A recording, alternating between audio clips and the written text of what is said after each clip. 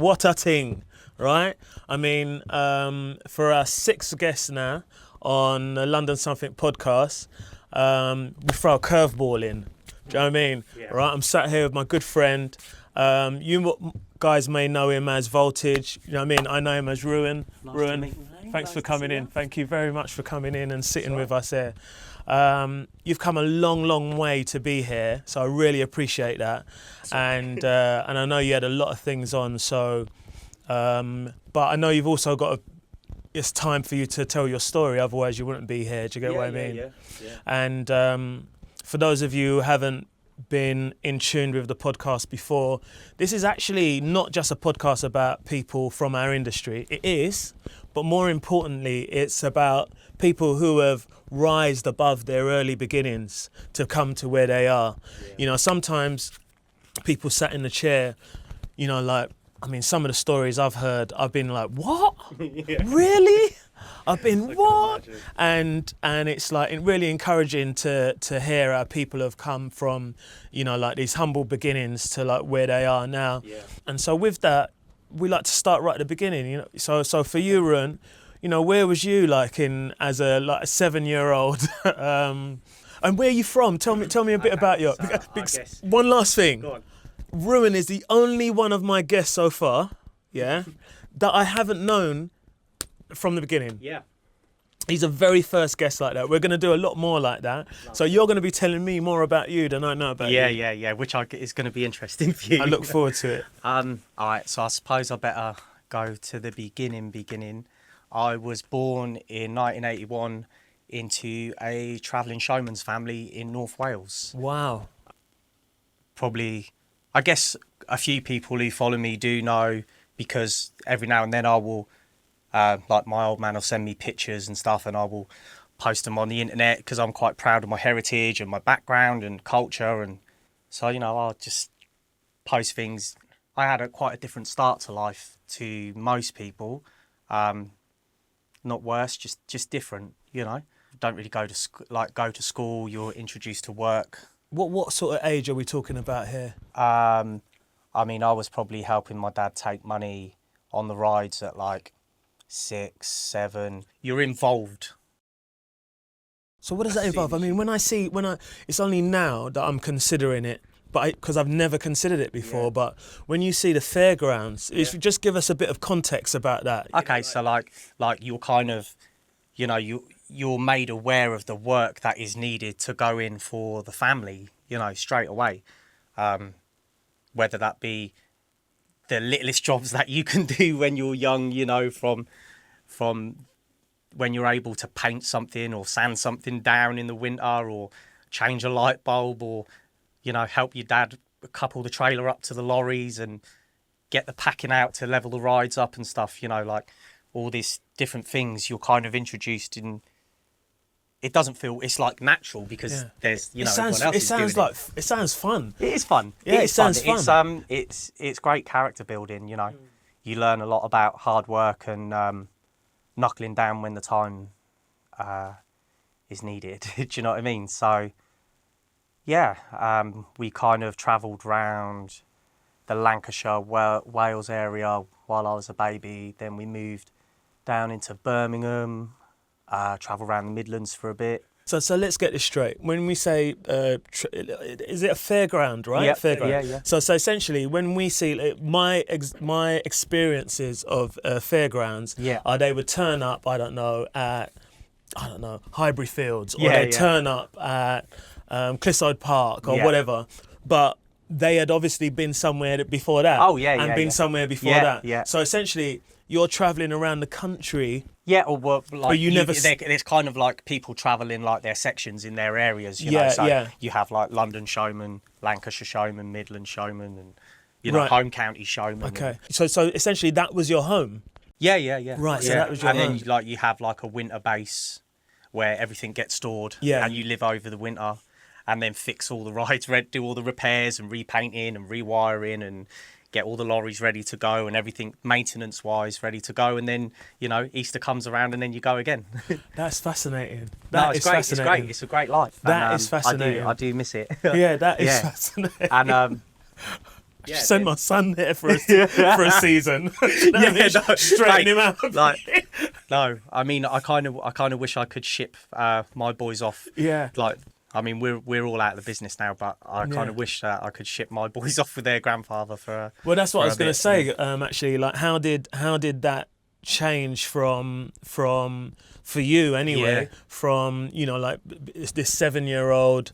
When did it? Yeah. How long did you carry on for? When did it change for you that you started to get more into whatever came next? I guess moving to Reading probably played the biggest part in everything, and I don't really, like I said to you earlier, I don't think I gave it enough credit into my movement into music. As I've like ever thought about before.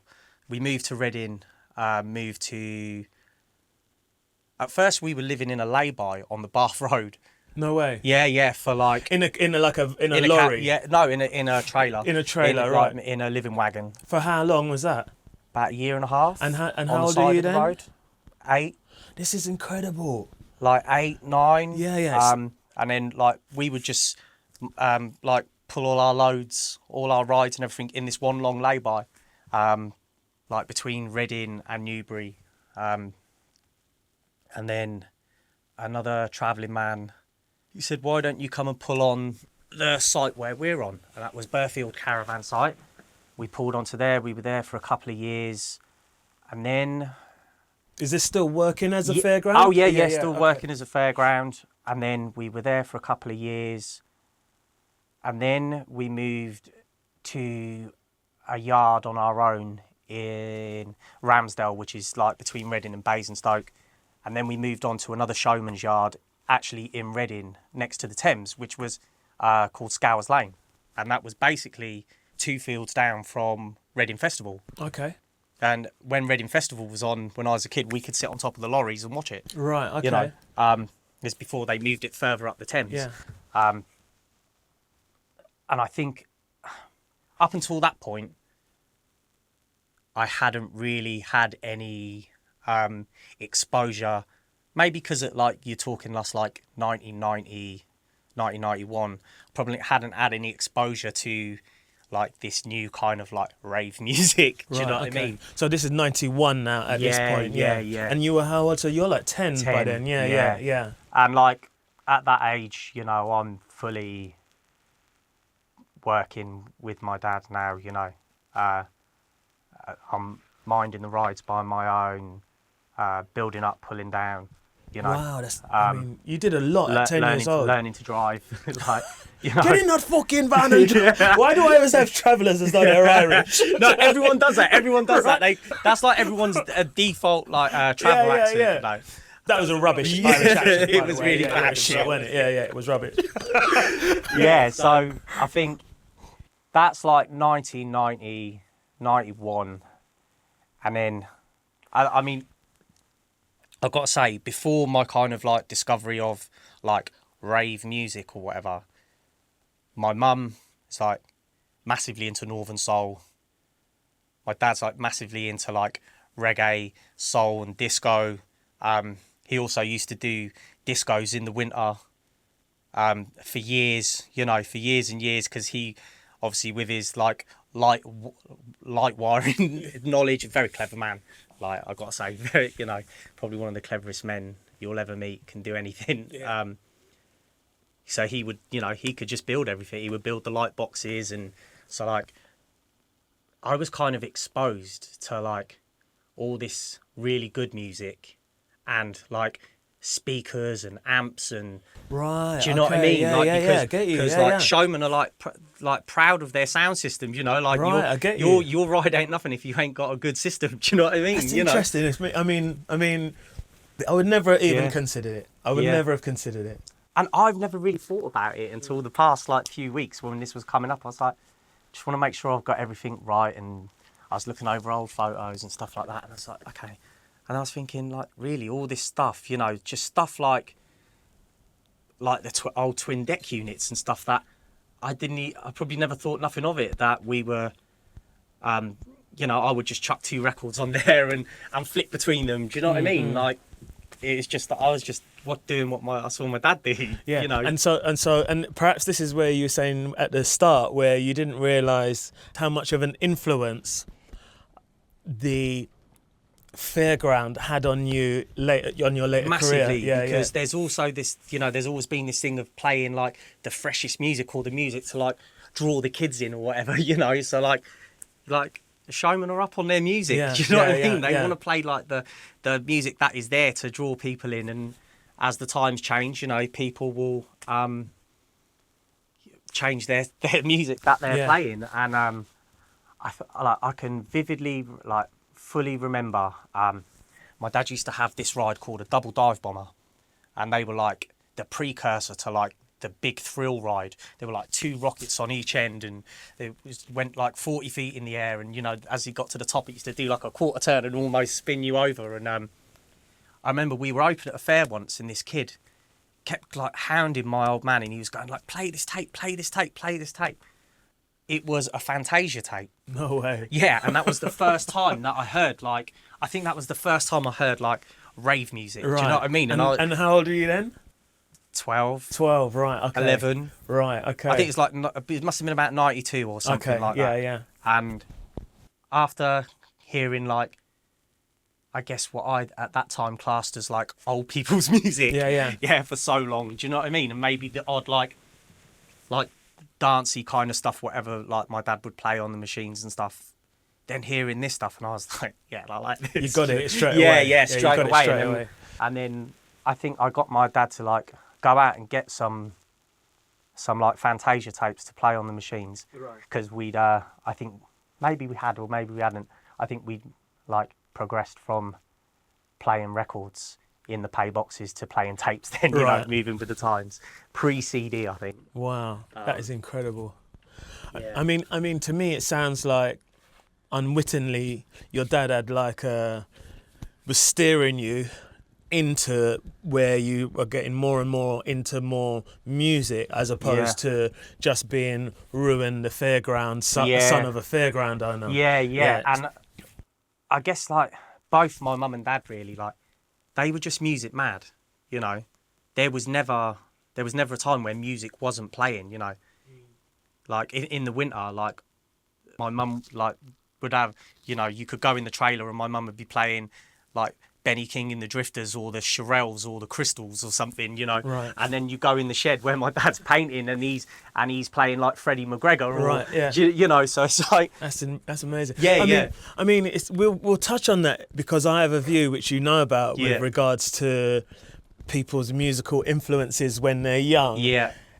And the sphere that they're in now, whether they are DJs or MCs, wherever they are musically now.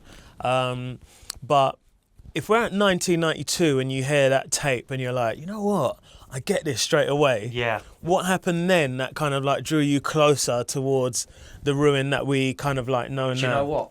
Or the voltage that we know now. I know the pivotal moment, and I've quoted it many times online. Like, I never really went to primary school. Kind of dipped in and out because we were always travelling. When we moved to Reading and we were at Scowers Lane, so like 93, I've kind of like, just started secondary school. I went to a school called Meadway, and the school was basically right on top of an estate which was predominantly black, which meant the music that everyone playing was fresh. Do you know what I mean? Super fresh. So this girl called Michelle, I think her name was Michelle Brown, she had a tape, The Edge, at Eclipse in Coventry. That's right, I tracked this set down for years and years and years, and it was Randall. Right, okay. And it was August 1993. Wow. And like, people used to pass the tapes around so you could record them.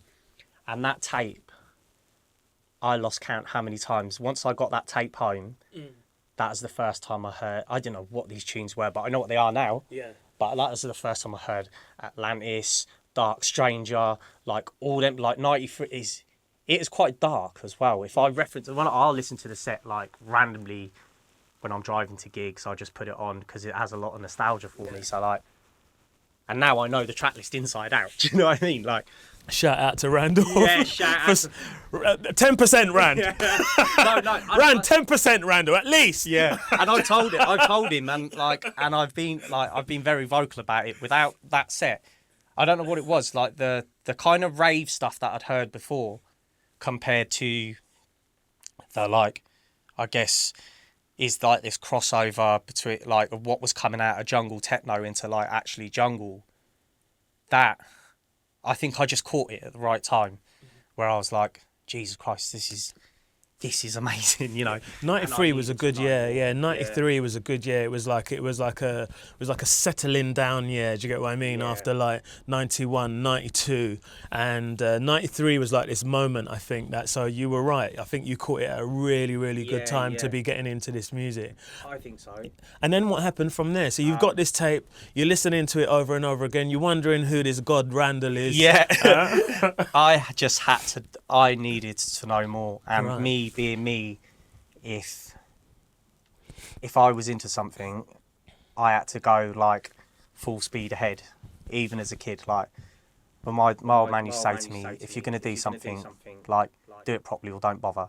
So if I was into something, as far as I'm concerned, I'm going to be that guy who's on the tape playing the music. Yeah. So fantastic. I needed to know what it was, how it was being done, where it was coming from.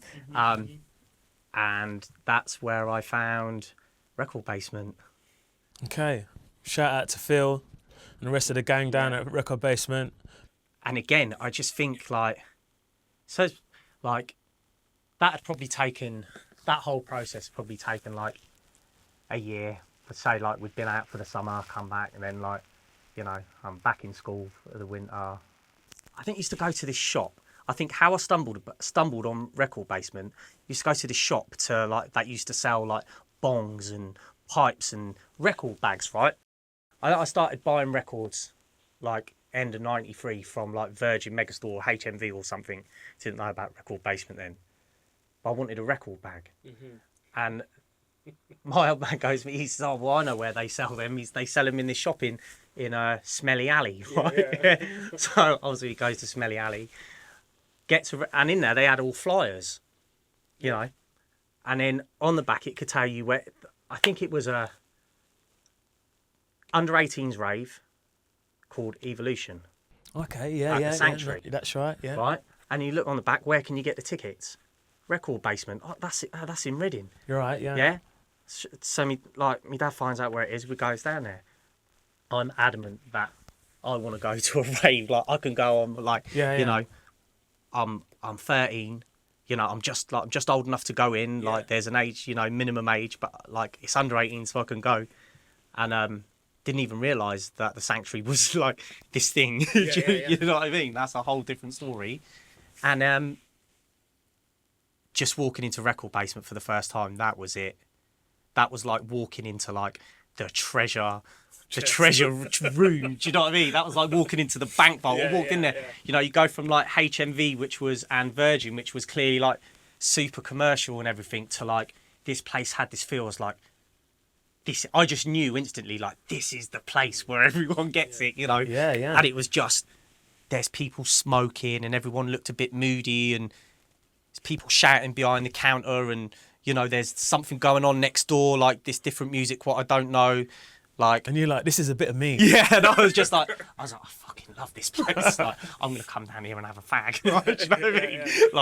Like so when they don't know, you know what I mean? Like, and they've got a bit where you can buy records for 50p. Right. Do you know what I mean? I didn't care what they was. Yeah. They was 50p. Yeah. So I would get a tenner a week off of them. And I would get them to take me to Record Basement, and I'd spend it all Who's in them at the Fairground? My mum and dad. Yeah.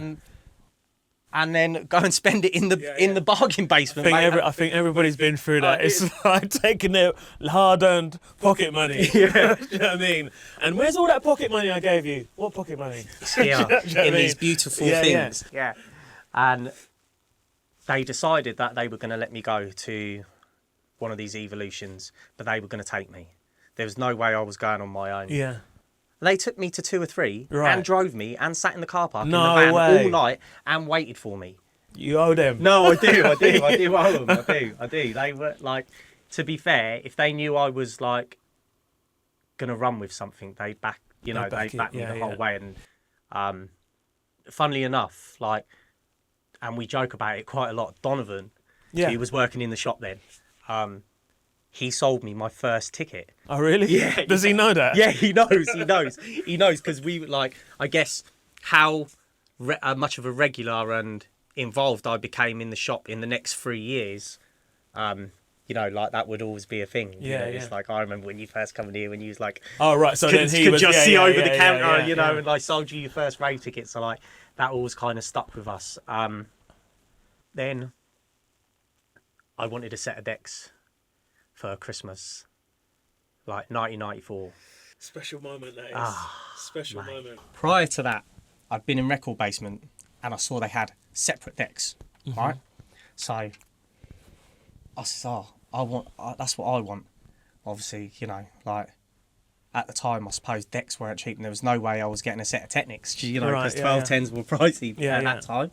And I think this is before I'd won them round, that I love mixing.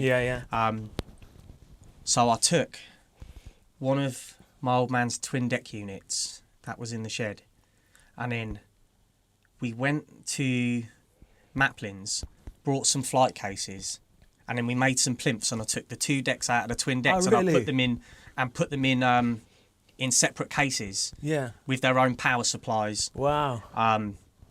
And then they had it's like something out of a movie. Yeah, that's your fucking techniques right there.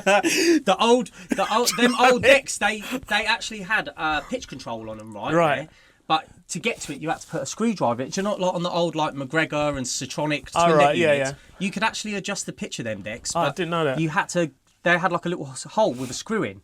So like, it was really to fine tune the 33 and 45. Right. Yeah. But they had like, they would change the speed. Yeah, would change the speed. So you had two screwdrivers stuck in it. we made some like longer poles that came out with some things that got the bits out of Maplin's and made them come out. That's the top. first time I've ever heard that one. That's the first time I've ever heard that one. We put them in their separate flight cases, and that was like my first set of. Oh, I was over the moon. Wow. I've never heard. I mean, I've heard a lot of stories about two decks, right? But making two decks in their own cases, and then putting the poles. Yeah. Sick. So we made them so I could like adjust the speed a little bit on them. I don't think they moved much, but it was enough. Like, it was enough for you to learn how to mix. I could learn how to mix a bit, and then I had a set of SoundLab DLP 1600s, some belt drives that they brought me out of the paper, and that felt like the major upgrade I thought I was winning. But then I was like, I really want like. I'd started learning, and I was like, I want direct drive decks. You know what I mean? And this time now, obviously, you're playing like music of that time. So we're talking like 1993. We're already in 94 now. Like 94, and I am like every weekend I'm in basement. And you're 14 years old. 14, and I'm like, I already know what's what. Do you know what I mean? Like in terms of music. In terms of music, I know who I want to listen to. I know what I like. Like. Like early, like this, I suppose, like I was quite into like the sounds of the underground stuff, the emotive stuff, like early Shy. Like when I got my first set of decks, they were direct drive, and I thought I was the shit. You thought you was ready to go? No, I was the man. Yeah. I had my record bag. I had like brand new set of decks. You just used to fall asleep with them on, then switched on. And just look at the pretty lights. Just look at the lights while you're falling asleep. Wake up and it's still there. I knew there was something good today. Do you know what I mean? Back on them. With me slamming vinyl slip mats I had on there. I thought it was great. It was the best thing to me. It is the best thing. It is. And I think at that point, I think that's when my kind of like. My old man kind of lost me do you know what I mean? Like, that was my life, and I loved travelling, and, I was very proud of where I come from, and I guess I'd fought a lot of battles as a kid of being different, This thing over here, like, not only did I love it, but everybody else that I met who loved it, I really got on with. Whereas before, I didn't fit in anywhere. If I went to a school, I didn't fit in. Mm-hmm. You know, because after one day it got round where I lived. Mm-hmm. So by day 2 I was fighting. Mm-hmm. Do you know what I mean? Like, me and my sister were automatically by day 2 fighting with other people in the school because of where we lived, where we come from. Do you know what I mean? So this thing over here, which kind of stripped all that away, and I don't think my parents could understand that. I don't think, as far as they could see, it was like, he's going off with these people that are different. You know, but to me, I was like, no, all these people, they're the same as me. The safest and closest to what you are really. Yeah. Yeah. You know, and it was like, I mean, how did that look like in terms of, if you consider that trying to like stay with you on the lineage of where you were living as well. Yeah. So here you are in Reading now, right? You know, you were still on the trailer, right? You're still on the trailer, but you're close enough to go, right, okay, here's the festival. I've heard this tape. I'm going into record basement. Now having to go to school, but you're living in the trailer. But now you're going, you know, I want to actually be more around these people. So how did this have an effect on your family life? I don't think it really had an effect on my family life. I think when my also at that point, like, me, my sister and another boy called Lee were the only children in the yard, you know, which is quite weird because from the site that we lived on before, there was like 100 children. Right, okay. Do you know what I mean? Yeah. But when we moved to Scowers Lane, which was like basically, you know, 2 miles out of the city centre, there was only me, Michelle and Lee. So I don't really have any friends, do you know what I mean? Mm. I had friends like, I don't even call them friends, like people that I knew, some kids I'd get on with when we'd go to school when we weren't travelling.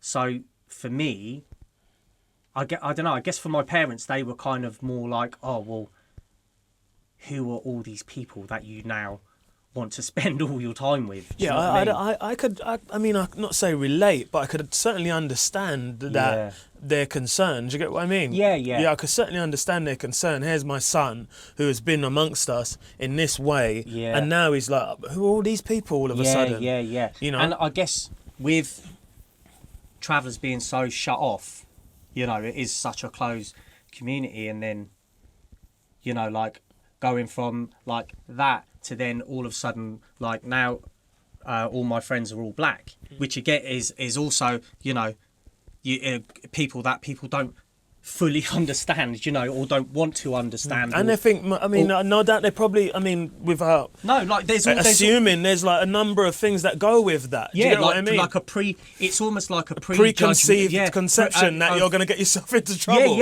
But like, and it's like, for me, it's like, oh, and I only kind of like thought about this when I was older. It's like, how can you have a preconception about people when the one thing you've thought about your whole lives is people having a preconception of you? Yeah. It's interesting, anything, really. So for me, like as a kid, I was like, I get on with these people because they get stick every day of their lives like me. Do you know what I mean? Like, they're judged because of where they come from, where they live, what they look like, how they talk.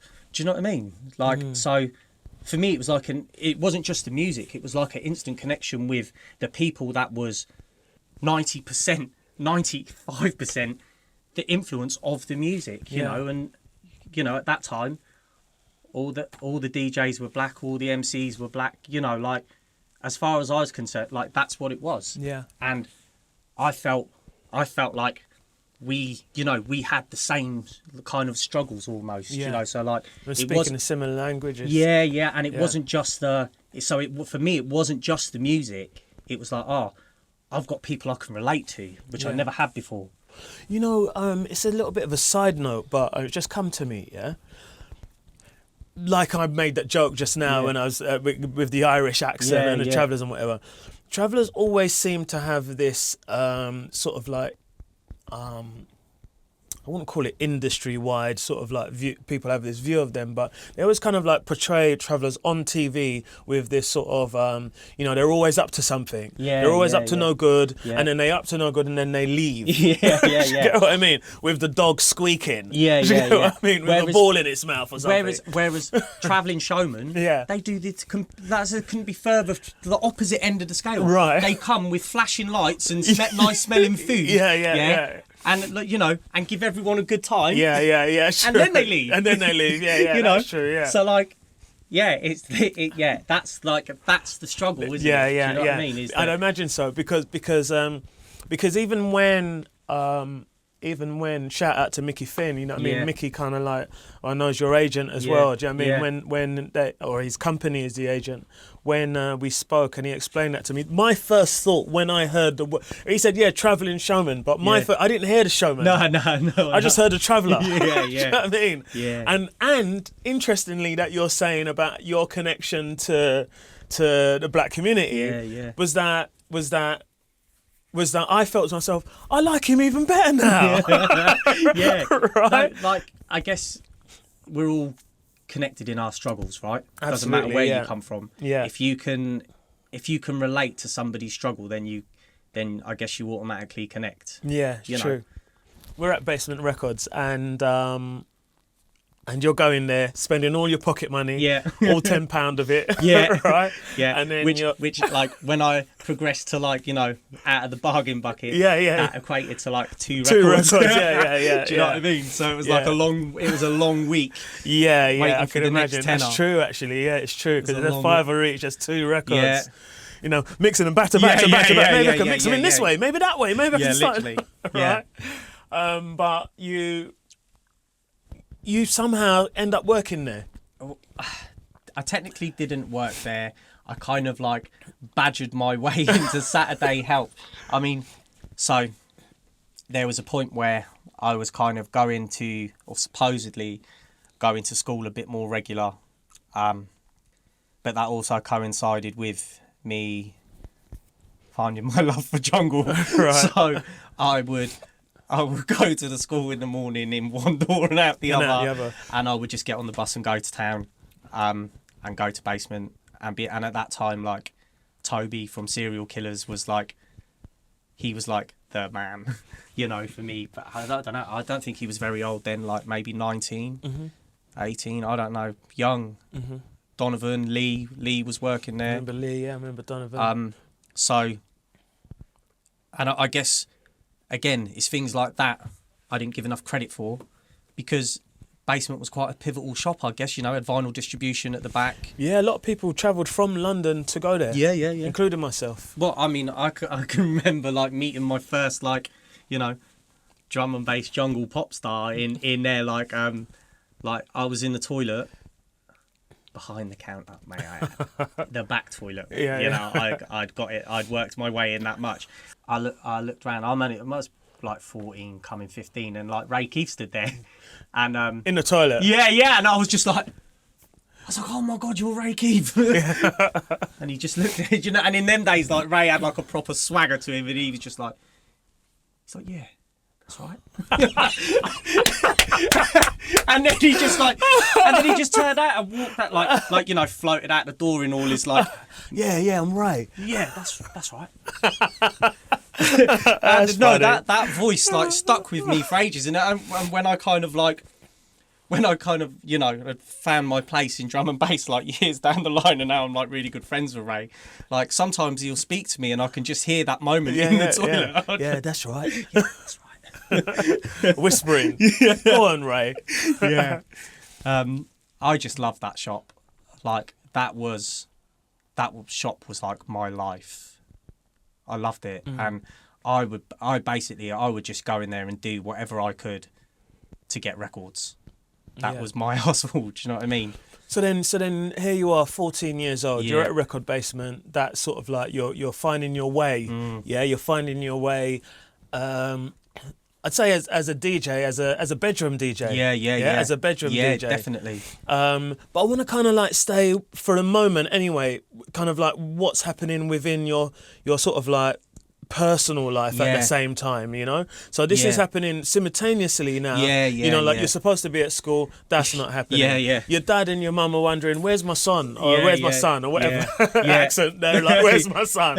Right. And you know, I'm not really like my dad's. You know, he's especially in the winters, and I'm like, oh, I'm meant to be in the paint shed, you know, sanding down and repainting things, and I'm like, I'm not there. Do you know what I mean? I'm just. Was this starting to cause tension for you both? Do you think? I don't feel it was. I think maybe it was causing a bit of tension at home because they didn't really know what I was up to because I was out and about for long periods of time. So it was more the concerns about where you were as opposed to the concerns about you're not getting the work done. Yeah. I think it kind of shifted from that of like my involvement. And then I guess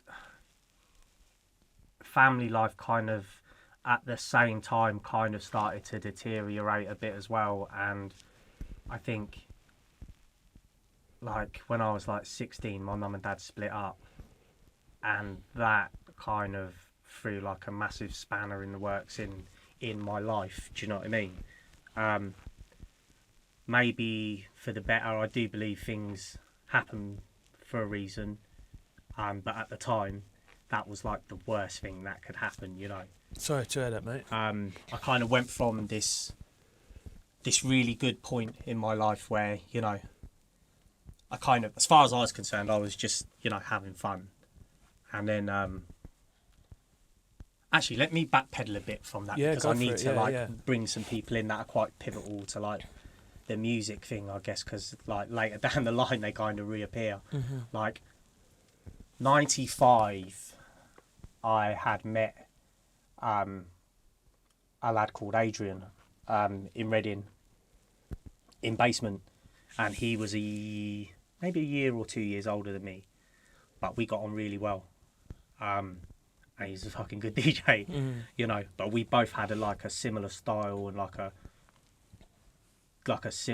very similar like love for certain types of music. Do you know what I mean? So me and him we became like a kind like wherever you saw Adrian, like if you saw me, do you know what I mean? Like we were never far from each other for a couple of years. And then he was at the time like the DJ for, I guess, what was like the top crew in Reading called Champagne Connection. And he brought me in. So I've got this new like best friend who I would tell my parents that I was going to stay at his because he had decks there and I just wanted to go, and all we wanted to do was go and mix our records. And my parents really liked him as well, which was good. But we didn't go to his mix records. You know, it was in the days of where people would find an empty house, break in, put money in the meter, fill it up with a sound system and a bar, and you know, and then that was a party. Yeah. So your old Fairground skills started kicking in. Well, like the thing is, this whole like next like couple of years, that I think these are the ones that rubbed off on me as like where my DJing skills come from and my whole connection to like sound system and stuff like that. You know, like these guys were like a jungle. I suppose we all played jungle, but they're like the system that used to come was a system from Reading called Sweet Sensation, and they all play dancehall and reggae. So on the night you would have like us lot doing like the jungle, you know, we the DJs and the MCs, and then you'd have like Sweet Sensation playing all the ragga and dancehall, and then you'd have like a hip hop DJ called LP, and he was sick, do you know what I mean? And he used to play all the tunes for the girls, and it was a wicked time. But like this is the thing, like back then, like you never had no internet or nothing like that, but like the MCs out of this crew that we used to roll with, people knew about them all over the place. They used to come and do rinse like at them times, you know, Genius and Frenzy, Double O Fly, Lady Dyer, a DJ from London called Ransom, and we were all like in the same crew. My parents never knew nothing about it. Not a so thing. you was in the same crew with those guys? Yeah. Right, okay. Yeah. They got like, in them days, like, if you went and done rinse, it's because someone heard you and you were good, yeah? Like, someone got past the tape and there's no internet to find people on. And you couldn't push yourself under people's noses. It is because someone said you were good. Yeah. Like, these house parties, like, people used to come like from all over the place to come. Do you know what I mean? It was mental. Yeah. It was wild. Like, and I can remember them at that certain point of time, like, me and Adrian were getting all the TPs early.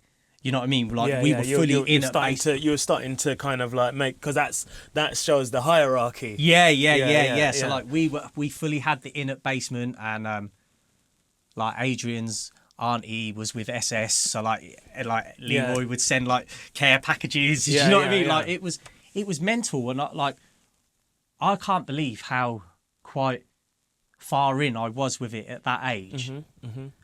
It's interesting you're saying about the house parties, because it seems like back in London by that time that had tailed off. Really? Yeah. Because this has got to be 94 now, right? No, like 95. Yeah, definitely. You know, house parties had sort of like tailed off certainly in terms of jungle. Like, so, but it was always like mixed things. It was just like, this was the only place, because we were all kids. Do you know what I mean?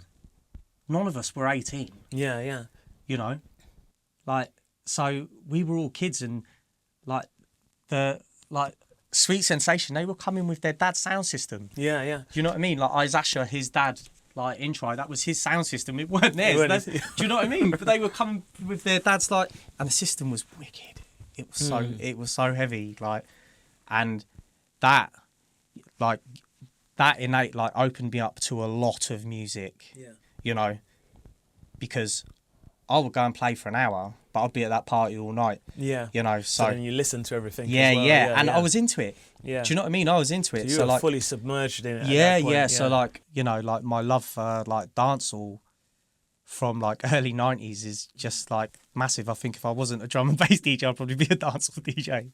And then if that be the case, then how does Adrian then, because what happened, you were saying how you wanted to go back a bit because of the fact how that was going to affect later on. Yeah, it did. Yeah. So like, I guess this is like 95, by 96, I'm like, everybody in Reading knows me as a DJ. Yeah. I've got a DJ name. Do you know what I mean? Like, what's your DJ name? Taz, right, yeah. Okay. Yeah, like I'm not Ruon from like the Fairground. Right, yeah. Do you know what I mean? And you'd already got out of that sort of like as that talisman. You were like a different Ruin by this time. I definitely was, and like I was quite happy of it. You know. Why? I don't know. I guess it felt.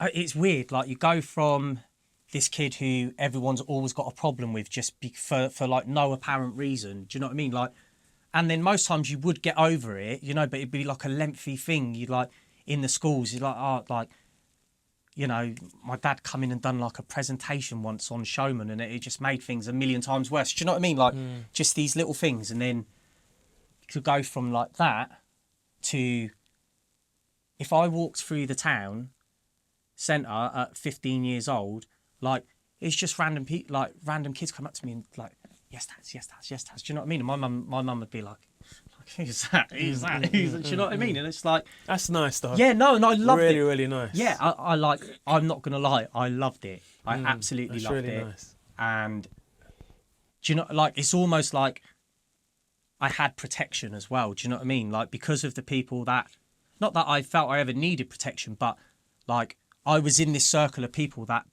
people didn't fuck with. Do you know what I mean? So like, I kind of went from this kid who people like just felt they could have a crack at, but I'd always fight back because that's just how I was brought up anyway, and they never expected that. But to now, like, people just didn't bother because, you know, of who my friends were, and, you know, like, we were actually friends. You know, this was my friend group. You know, so like.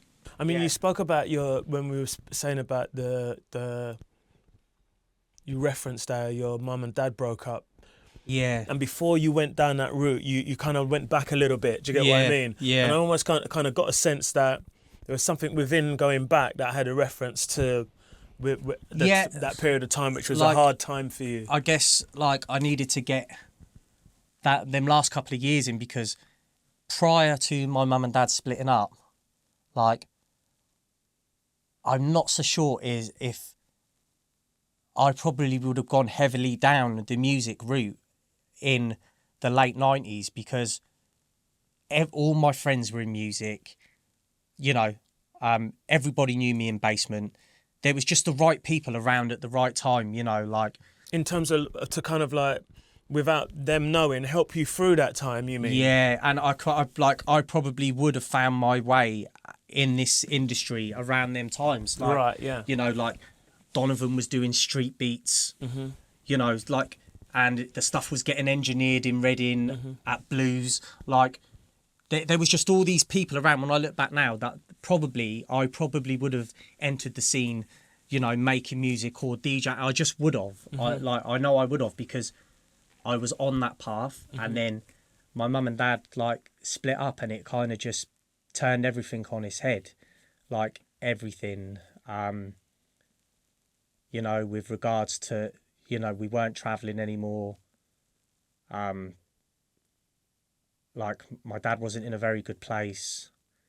I moved to Ireland for a year with a travelling boy that I know. I just wanted to get out of there, and I went to Dublin for a year, 14 months, you know.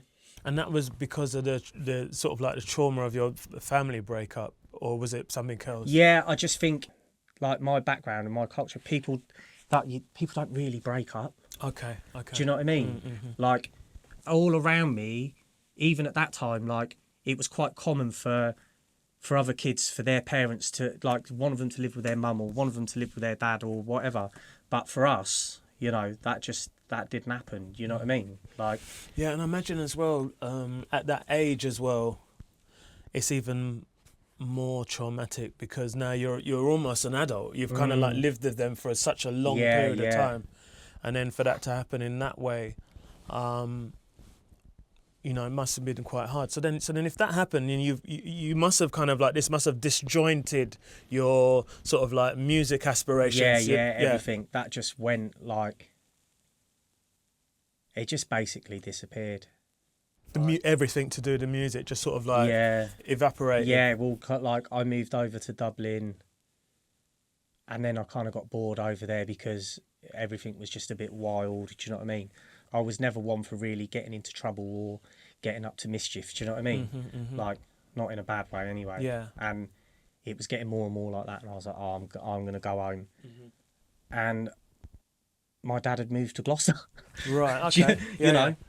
So but you didn't know this? No, I didn't even know. Right, okay. But I mean, because I'd kind of like not really spoken to anybody, like randomly. I was just like, and you're like 16, 17 now? Like getting on for like 17. Yeah. And it's a young age, man. It's like young. My son's 17 now. Yeah, so and it's young.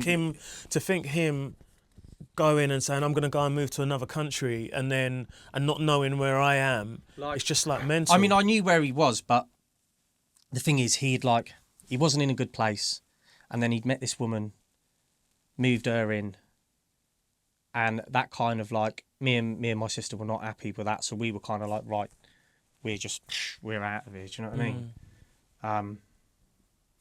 And we were young, you know. Is your sister younger or older than you? 10 months younger than me. Right, okay. And it definitely affected her. Like, thing is, I guess with my upbringing and being like, you know, you're kind of made a man way before you're a man anyway. I understand that, yeah. I was probably, you know. Yeah, I could tell from what you'd said before. Yeah, you know, like, you're conditioned to be a man, like, but, you know, way before. So I probably was built to deal with it a lot better, but I think my sister wasn't, you know. And it definitely affected her in many other ways. But she's all right now, I think. She has her moments. Yeah, and then I came back, and I think my granny, she was in Gloucester. So I think my dad had gone up there to be... Gotcha. So that to was be the close connection to to Gloucester, yeah.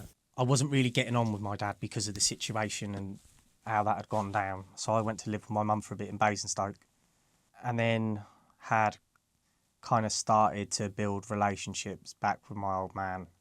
Ended up just moving back up to Gloucester with him. Like that kind of just went on for like a year, and I didn't really like have anything to do with music, and then my dad said he wanted to get back, like, to travel again. I was just happy to be doing something with him that was just me and him again. It felt, you know, that felt like normal life. So he brought more stuff, and then we just started to travel again, and I really didn't bother with music at all. That's really interesting, because if you look at if this was like painting your story as a movie, you'd think that the Reading, the da-da-da, and then I became Voltage. Yeah. Do you know what I mean? Yeah. Right? But but there you are now. It didn't. You know, it was like that, and then I mean, I even assumed that. I even assumed from what I'd heard beforehand. So that's how he became Voltage. But actually, it wasn't that. Do you know what I mean? So, and also I'll say this just before we go any further. I could tell as you were going through all of that. Do you know what I mean? I could see it in you, mate. That they were challenging times. No, they really were. I could see it in you. Like as you're telling me the story, I'm like, I've got to back out of this, because you know what I mean. I could see it's hurting. It does. Like, it's still like, as much as I've made my peace with it all. Yeah. Like, I know that was. I think I was very fortunate to come out of the other side of that, because I don't know how other people would have dealt with that situation. But I will say I came out of it better. You know, we started travelling again. Like, I kind of felt I don't really know what I was doing, like, before when I was younger. That was a bit silly. This is what I should do, you know. Oh, really? Yeah. Right. You know, I was fully committed then. I think that made my dad happy. Yeah. And then we moved to an area called Brockworth in Gloucester, and there was another travelling family in the same road. There's actually another 2 travelling families in the same road, but one of them we became very close with. That's where I met the mother of my older kids, and my sister married her brother as well. Okay. So we were brother and sister, and sister. And we kind of that was just like my life from then, like just a very standard travelling life, I guess. So here we are. We're talking like round about 95, 96 now. No, this is probably getting on for like 99 now. Oh, really? Right. Yeah, because you went away, didn't you? I went away. You went away, yeah. Then you went up to your dad's, and then a decision happened a bit later on. So a couple of years had passed. Yeah, so like a couple of years had passed, and like I'd spent a lot of that in Ireland just messing about. Yeah. But in 99, you're like back travelling, walking.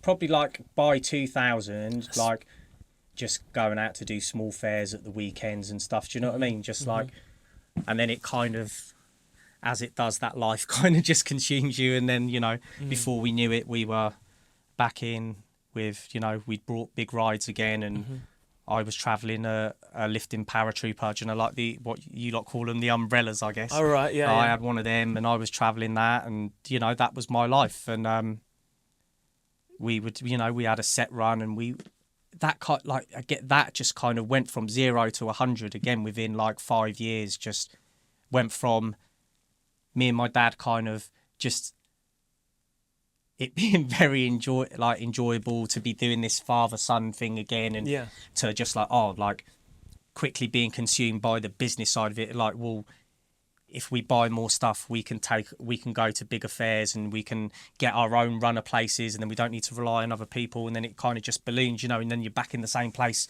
that he was, like, you know, in 1986.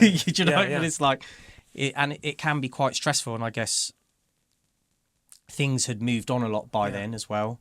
You know, like, things are more expensive, and So we had a good run of carnivals around the Forest of Dean, which was like pretty local to us, and then we go over to the Isle of Wight for the rest of the summer and do all the carnivals over there.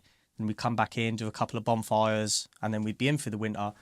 And we went on that for a long time. And then in that time, I've had my eldest son Sheldon, then my middle son Shannon, and then when Shannon was like maybe, I don't know, 18 months or two, something. I think it was about 2008. We were over the Isle of Wight, and we were just taking no money. We'd had a couple of rough hits as well, and like the expense to pull out of the yard to go and at the beginning of the season, like you would not believe. Yeah, to do. I mean, it's fascinating even that we're up to 2008.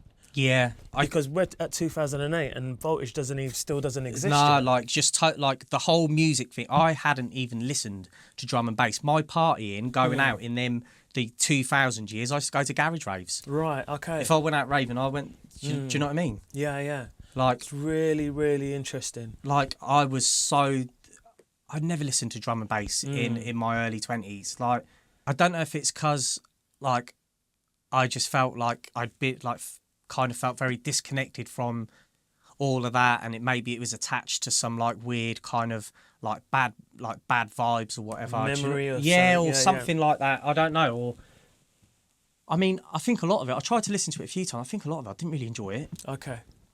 Yeah, I think around about that time as well, it had like vastly changed from when you were listening to it at massively like Record Basement. It definitely, there was nothing that resembled like what you were listening to like before, the Full Cycle Dope Dragon stuff, which I was like and just mental about. As far as I was concerned, that was the only drum and bass that existed, was Bristol drum and bass. Yeah. So here we are. Like you've got two children. Yeah. I mean, you've got 3 children now, but you had 2 children at that time. You can see, there were these challenges faced by in your family with regards to the, like the Fairground financially, I suppose, and what have you. And so where did we go from there? And then we pulled back in to the yard. At that time, my dad was living on a site between Newbury and Basingstoke in Micheldever, and we pulled back in, and he was just like, I can't do this anymore. He was like, and up until that point, I think I had pushed him as well, like I had, in my quest to really want to be like, I wanted to be a successful showman at that point. I wanted to show my dad that I could do what he done and probably do it better. Even though now I know that is not the case. If I lived till I was 600, I couldn't learn what he knows. Yeah. So I know I was never cut out for that life. I know I was meant to be a producer and a DJ because that's what I excel at. I weren't never the best welder. Yeah. And my electrical knowledge, what he taught me, I've probably forgot now. Whereas until you pick them back up again. Yeah. Oh, right, I know how to do it. yeah. Where's that come from? Yeah, maybe. It I works. Don't know. Like, when I think about when I was in my mid-20s, if a generator blew up, I could fix it in half an hour. I could. So you'd be pretty good at the festivals now, then. Yeah. Like, anybody know how to fix it? Like, voltage.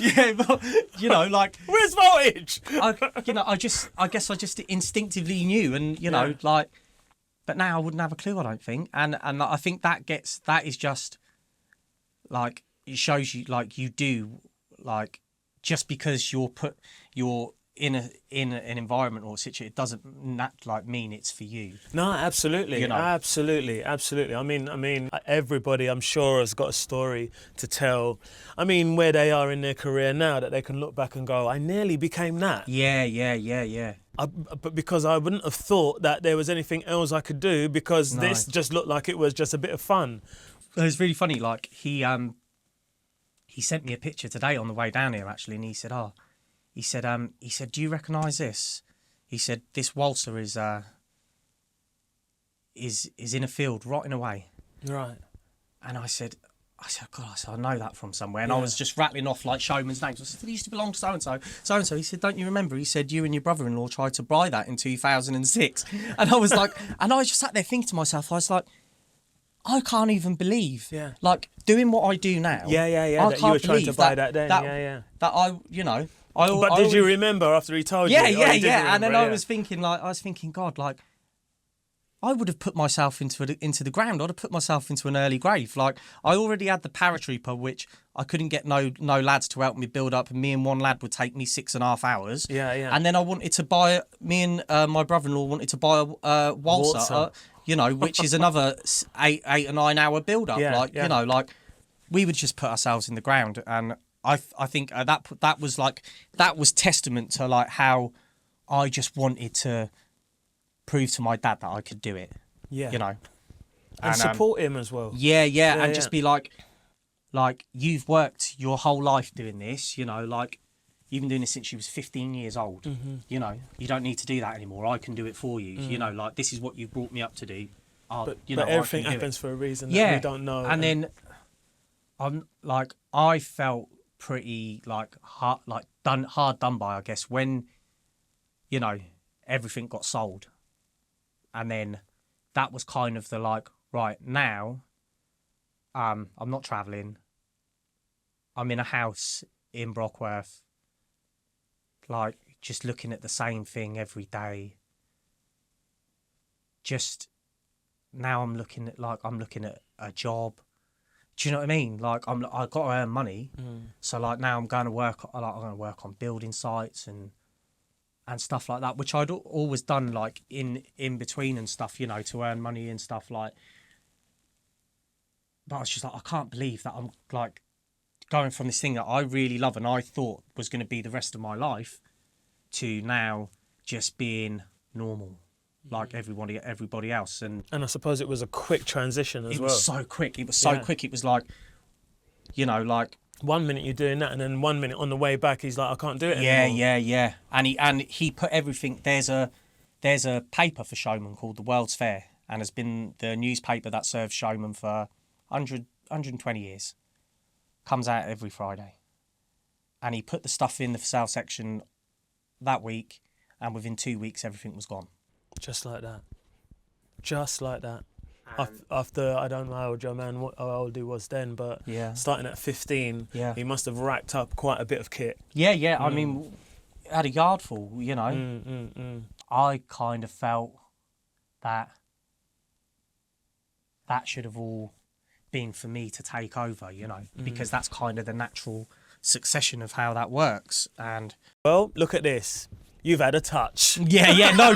I know I had a touch. Your old man gave you a touch. Listen, right? He done Thank you for the magazine. Yeah. If it weren't for that 120-year-old magazine, you wouldn't be sat right here now, my friend. No, like, I know he done me a favour. Like, that was the biggest favour he done me, because it was only years later I realised, like, a few things happened as a man travelling in my own right, which should have been warning flags to me that you should not be doing this. Yeah. I had a pretty bad accident towing a ride down the Cirencester bypass with my eldest son in the passenger seat, who at the time was just under 2 years old. And I thought I killed him. And I was towing a ride, which was like, I shouldn't have been towing it with the pickup. Not only did I turn over his brand new pickup, right, I'd done damage to the new train ride, which we'd just gone and picked up. No way. So you're on your way back from picking it up? That day, my dad had gone and picked up one of them rides that you stick the cage. They're called a roundup. But everyone, I think just the punters call them like the cage, and you stick to the outside, right? They go up like that. Oh, right, yeah. He was towing. He'd gone and picked one of them up and a train ride in the deal. Yeah. He was towing the roundup back, and I was towing. What we should have done was put the train ride behind the big ride, and he took it all in one go. So was he behind you? No, he was in front of me, and we were on our way to the first fair of the season. Right, yeah. And I was just driving too fast. Right. And I knew I was driving too fast. So I was trying to keep up with him because I'd stopped to get diesel and I was trying to catch up with him. And I had Sheldon. This is the worst bit, right? 10 minutes later, I turned it over and we were upside down on the Cirencester bypass and he was hanging out of the chair like this with his eyes still closed. I thought he was dead. But he was still asleep. He was still asleep. And he was in the if it wasn't for the seatbelt that you put on him, he would have been dead. He would have been flung out the window because all the windows were out. I never had no top. This is the maddest thing, right? I never had any top on. And I was like upside down like this. And I was just laid there and I was thinking, fucking hell, what the fuck? And then I looked over and I looked at him and I was just like, my God. I just thought to myself, I thought he's dead. I thought, I've got to get him out of here. I got underneath him and I unclipped the thing, had like a button in the middle and I pressed it like that. And he landed on my chest and fucking woke up. And he starts screaming in my face like that. So I'm like, oh my God. Like, when I'm happy he's alive, now I'm thinking, right, shit, I'm in the middle of the road and it's 5 p.m. on a Sunday, right? So I'm looking, all the windows are all blown out, but they're all crushed down. I can't get out. And there's the back window's still left in. The pickup's upside down like that. So I fucking booted the back window out and crawled out. This is an incredible story. Yeah, this mental. Like, and I crawled out with him on my chest. I bet because it's like a red hot day, I got no top on. And the only mark I had on me was where I'd crawled out on the glass that the window I'd kicked out. I ran across the road, sat on the bank with him. A lorry driver pulled across the 3 lanes, the 2 lanes like that to stop any traffic. And then he come over and he was like, oh, let me take him quick. And he never had a mark on him and I had some scratches on my back off the glass. That's a miracle. Unbelievable. And then the next day, they towed it they'd taken it on some low loader to like some recovery place in Cheltenham. And we goes there and we walked in, the man said to me, Dad, he said, I'm awfully sorry. He said, like, you know, about, and my dad said to me, what are you sorry about? He said, you know, whoever was driving that, he said he was driving it. The man, he went white like that. He said, let me tell you something. He said, I've been doing recovery for the police for 30 years. He said, if a car comes in like that, he said, they're dead. He said, let me come and show you. When we went out there and he showed us, the roof had bent the steering wheel. Yeah, down. Like, I didn't even. It was that squashed. I don't even know how I got out. Like nearly flat like that in a wedge. I must have just not even. I'm getting goosebumps listening to that. Just little things like that. I thought to myself, like, years later, I thought that was like warning signs, mate. To like, just to tell you to. When I think back now, it was like these little things. I thought to myself, you was never cut out to do that. You know, that life was not meant for you. And maybe your old man knew that too. Do you know what? I think maybe he did. Maybe he knew it, but he just never said it to you. My dad never made them mistakes, you know. Yeah, maybe. Or these things never happened to him, you know. So I just think, one thing used to make me think, well, you know, he's just fucking Superman. He's Superman, yeah. And I want to be Superman too. But I think the reality of it was that now that I'm older and I can recognise, like, actually, like, he is Superman and I'm like, you know, another comic guy over here, you know, like doing it in another comic book. Do you know what I mean? You know, I'm the Hulk over here. Like, no, Hulk, maybe even like Robin or something. Yeah. Do you know what I mean? So like, yeah. And then I don't know, like after I kind of just lived very normally for a couple of years, but I was not happy. I mean, in a flash, your traveling showman life just ends after sacrificing what might seem your whole of your sort of like music sort of like journey, and then you've got 2 children. You're married. Were you married at the time? I wasn't married, but basically married. Married, like settled down. And, so you're settled and down. then I had another baby who like Chase. Right. So okay. now I've got 3 boys. Yeah. I was just bored to death. And I mean, man, I'm sure you're telling the story of a lot of people because because I always say this, like that's how the world goes around. There are some people that are they're content with that, and there are others who if they just can't be content with that. And that's how we live in this fascinating thing we call life. I think because so. otherwise we'd all be sat in a house not doing anything and going to work and coming back, which most of us do, and thank God there are people like that. But that wasn't for you. But before we move into how that all started to change again, I've got some showman trivia for you. I've gone in. Right? Yeah. Been waiting to drop this. Been waiting to drop this. Put me on the spot now. Right? We can get on the Wi-Fi to my old man. Help me. Right, so I was speaking to your old man. No, not really. Yeah. Right?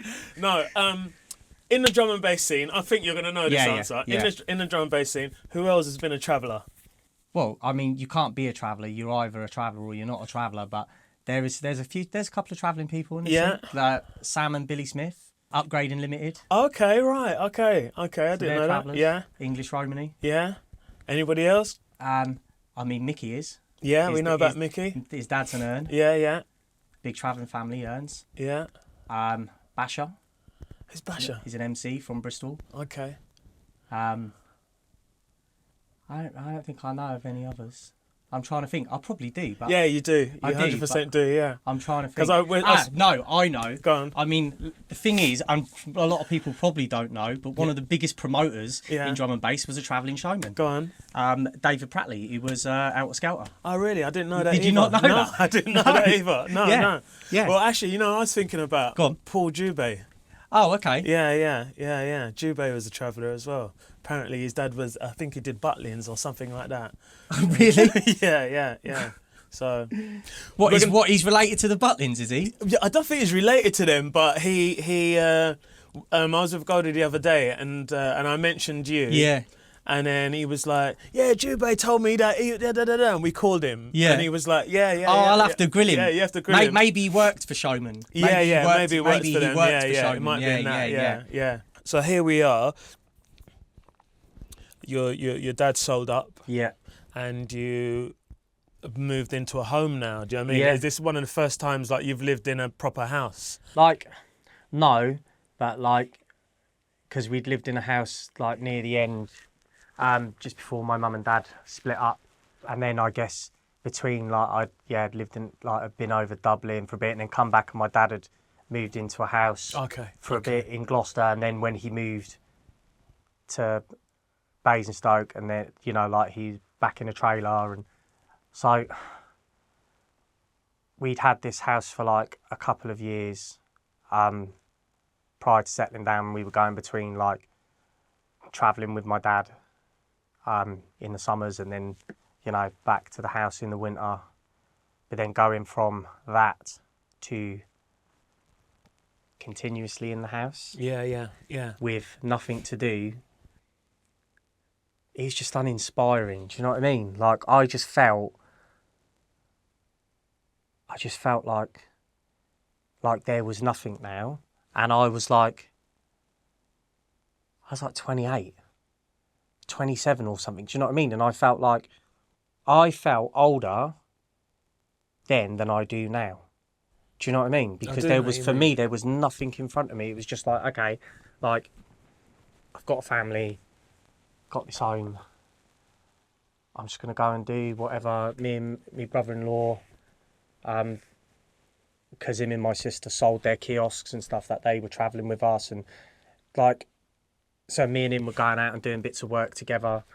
And he's just I suppose it was just another part of the story. Do you know what I mean? It's all there was good times as well. Do you know what I mean? But it was just very normal. Yeah.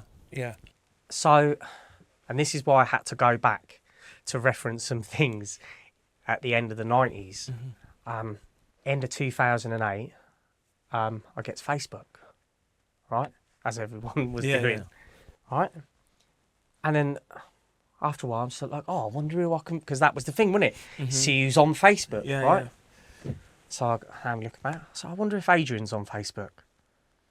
Types in there. He is. So adds him. Start speaking to him. I haven't spoken for what, I don't even know how long that is, like 10, 11 years, whatever. Yeah. It's a long time anyway.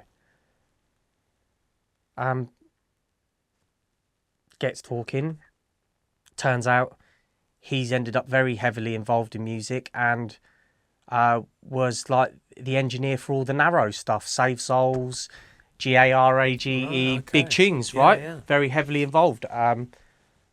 Making this new like 4x4 garage stuff. Now, bear in mind, like this is like. Now I get why you had to go. Yes, back I there. had to go back, yeah, right? Yeah, I get it. Yeah. And then I'm like, no way, like, yeah, like, well, I used, when I used to go out raving, like, we'd go to raves, like all travellers go to raves and that, to the garage raves, Save Souls was the fucking tune. Yeah. Do you know what I mean? It's like, what? And like him, he was like Narrows' engineer. And I was like, that's amazing. He's like, well, why don't you come down and I'll show you how to do it? He said, because he said, you don't even need a studio. Yeah. He was like, you can do it on a laptop. He's like, you do it on a computer in your bedroom. Mm. And I was like, fuck off. And he was like, yeah. He was like, come on. He's like, you always love music. He said, come down. Like, so I went down to London, stayed with him for a couple of days, and he showed me some bits. So I went straight back home and downloaded. I can't remember what I first downloaded. Maybe Fruity Loops. Yeah. And that was the start of it. And that was 2008. like end of 2008, beginning of 2009. So that's 2009, and Yeah. you're sort of like, you're like, whoa, Fruity Loops, And then and you're diving in. I'm in. Right. I've got a set of Logitech computer speakers. I've wired up the sub out of the living room. That's disappeared out of the living room. That's now part of the first studio setup. Yeah. That was like, I kind of shot off to like family life then as well. I went very tunnel vision, it was like a drug. Do you know what I mean? I was just like, and I think what made it spiral so fast, because I'd always had this thing for music, and I knew the music. It weren't like I had to learn it. I knew it. So in my mind, I knew how it needed to sound. I knew how it should sound. I just needed to put it on the computer. Mm-hmm, mm-hmm. And once I'd figured that out, that was it. Mm-hmm. What were you making at the beginning? Just loads of rubbish. Okay. Just with the basis samples, and I soon found, like, the thing, like I said, with me, I'm pretty relentless with, if I'm going to do something, then I'm going to do it the best it can be done, or the best that I can physically do it before I break. Do you know what I mean? Mm. I was just like watching every conceivable tutorial, listening to every conceivable tune I could listen to, and then even then there wasn't tunes that I liked. Do you know what I mean? Everything in drum and bass was quite like noisy and quite aggressive at that time. Aggressive, yeah. And like there was some tunes that I was just like, yeah, this is like, this is an amazing tune. Like things like Hazard, like Busted, and like Killers Don't Die, or do you know, like all them tunes were floating about, like the beginning of like Original Sin, and when he was breaking off on his own, and and he was just knocking out a million tunes that all sounded like this fresh new sound, like, and I enjoyed that, but I never saw that as like the benchmark of. For me, it was like that wasn't the sound that I recognised as jungle drum and bass. Yeah. So I very quickly kind of just settled into, well, I'm going to make tunes that sound like this. Do you know what I mean? Yeah. Like with like fat subs and just something that sounds more original and classic. So you had made a conscious decision. You there was nothing that you were relating to. No. So you were like, I'm just going to do something that is my own, I suppose. Yeah. Well, I just thought, well, if I can make this stuff, like maybe I can make the stuff that sounds like the Bristol stuff or whatever. Do you know what I mean? Yeah. Because for me, that's the epitome of this. So, like, if there's no new tunes like that, then I'll just make my own. Yeah. And I kind of like I don't know. I kind of flitted between that and getting caught up in trends, as you do, because you wanna make a mark. Do you know what I mean? Yeah. But still, the tunes. I feel like I made tunes pretty quickly at that time. Now everyone makes tunes quick, and people know about them. But I feel like then it was quite a long process to like get out there, because the internet was still very early. I guess like you could add everyone on Facebook, you could add everyone on AIM. Yeah. Like like artists hadn't like removed themselves from being contactable on the internet yet. Do you know what I mean? Mm-hmm. People were just looking at, I need to get 5,000 people on Facebook. Yeah. You know what I mean? It was that kind of thing. So like you could add Groove Rider on Facebook, you know what I mean? And he'd accept it. And you could add Fabio, and that was mental. It was accessible. Yeah. Like considering that like they'd gone from like being these people that were like mythological creatures, do you know what I mean? Like Brocky and Det. Like mythological people, and then and now you can go on Facebook and add them and like comment on their posts and stuff, and they'll comment back to you. Just like totally like that's mad. Interesting, isn't it? Yeah. And then that, like later that kind of reverted again. Everyone was like, I don't want to be on the internet and talk to anybody. So like my manager runs this page. Yeah, that's right. Yeah. Them times you just had to work a lot, even though you had the internet and stuff like that. You had to work a lot harder to like come through still, I think, or just like be in the mix. Mm-hmm. But I think I made like quite a couple of tunes early on that just made people stand up and go, "Oh, what's this?" What do you reckon those records were? I reckon I need to get like the timeline right, but I want to say there was a tune that I made with Collide called Yes Yes that Hazard started battering. And then it randomly like started popping up on like Innovation were using it for their adverts and things like that, and I was just like, this is wild, you know what I mean? Like, and I didn't even have proper monitors or anything. Right. Like I'd started to kind of like think I knew about production. Right. You know, but I think I was just hitting that like lucky stage where you can make things sound good and kind of make bass sounds, but I think at that time, because the tune was like very like steppy and like low and subby, it really stood out because everything was like wow wow wow wow wow wow wow wow wow. Do you know what I mean? I made this other tune called Bunch of Fives, which went on like a Fabric compilation that Hazard done.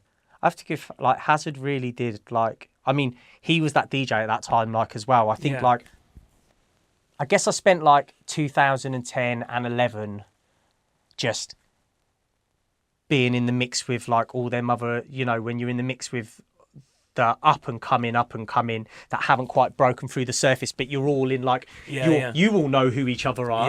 Do you know what I mean? So like you feel like you're somebody, but like amongst them, do you know what I mean? Because you all know each other, and like if you see each other out, like you're like, so you all know each other, but the people up there, they don't know you yet, and you don't realise that. It's nice for me to hear this as well because of the fact that this is like 10 years ago, 11 years ago. Yeah. And within a 10-year span, which is enough time essentially for you need to be breaking if you're doing the same thing for 10 years. Yeah. But it's refreshing to hear, like, you know what I mean, in 10 years from where that was, that you were like doing this stuff on just this setup, you know what I mean, random little setup. And then here we are like 10, 11 years later. Yeah. I mean, you can't even really call it 10, it's really like 10 years because last year wasn't really a year. Yeah. You know what I mean? Exactly. You've got to remember there's like nearly 2 years with that. That's right. So and that's kind of like really refreshing to hear that and hear how, which in a way kind of goes back to me saying at the very beginning where I kind of saw you as this sort of like, which you've just confirmed for me, really, like the first of this sort of like new school. Yeah. You know, now there's another new school. Yeah. Do you know what I mean? Like that is probably only a few years old. But I feel like there was also like that generation before me, like G-Dub, TC, like that whole kind of like late 2000s era of producers. They were like the big guys when we were trying to come when you through. were coming through. Yeah. And so maybe you guys are the teens and they're the yeah, I think so. Right, yeah, maybe.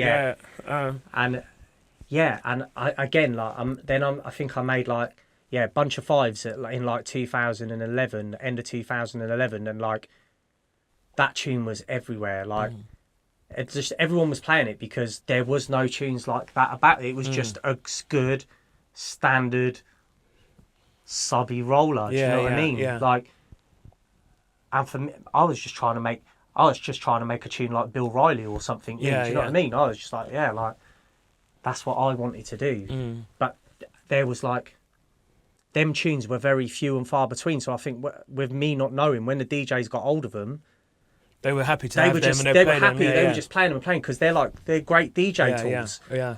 You know. Yeah, it's a good point actually, because when you look, if as a DJ, I think you can't. I mean, everybody's different, but you might consider this that you try to carve out who you are within the records that you buy or the records that you play. There's if you said there's 100% of records, maybe only 10% might be for you. Yeah. And for somebody else, 70% is it. Yeah. But maybe that record fell in at that time as something that was needed. Yeah. And so that's where it got the airplay. Do you get what I mean? And then I made.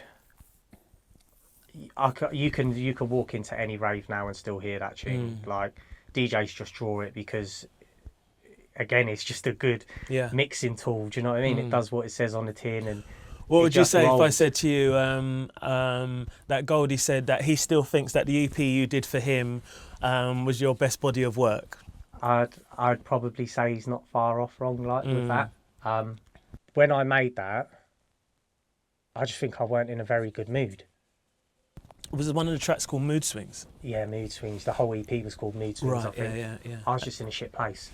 But I really like Mood Swings, by the way. Yeah. I really like that record. Like... It didn't sound anything like you. I don't think that anything on the EP does. Yeah. Like, nothing and like you. Losing has a touch of, like... I wanted to do the classic, like, Metalhead's light with the dark kind of thing. And I guess at that time, I'd kind of like honed my skills enough to execute it. Yeah. But even at that time, I didn't realise like that I'd got the balance that right. Putting like them big, like the big honk basses in there, but not, kind of keeping them filtered off so they're still very dark and Metalheads. Like, and Goldie said to me, he said, that tune is a classic Metalheads tune. If we went backwards a bit, and we said like, right, you're starting to get airplay. Yeah. You're starting to recognise that what you're doing is working.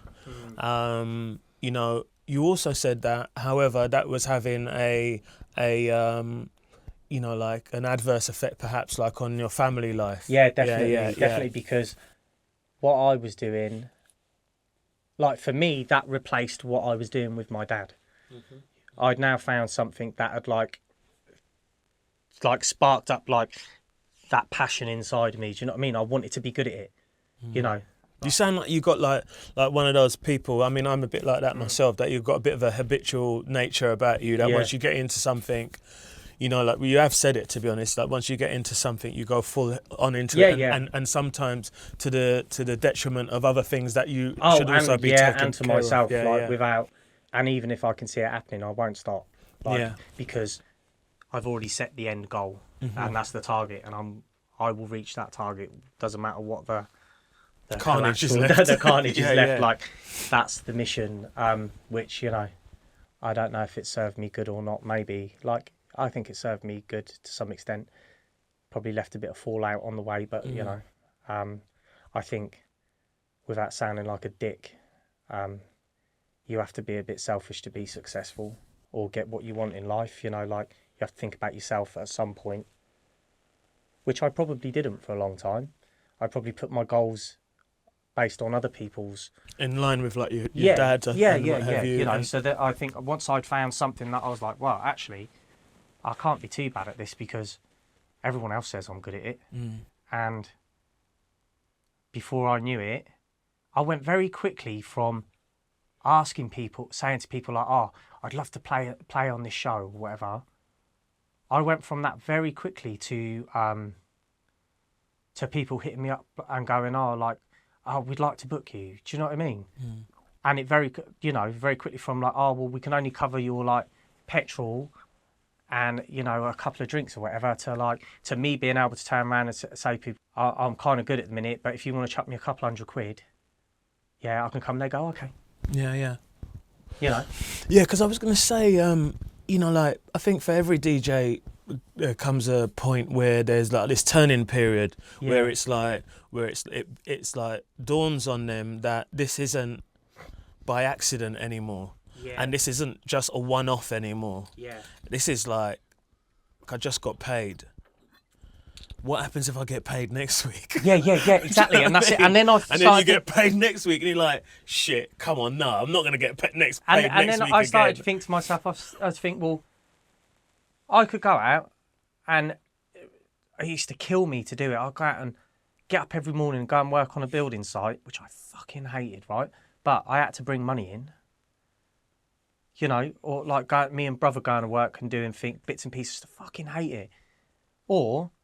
And I do that to make £600-700 a week, or I can sit at home all week, sat in front of the computer doing something I love, and I can earn £500 a week doing that. That's the point I was at. Mm-hmm.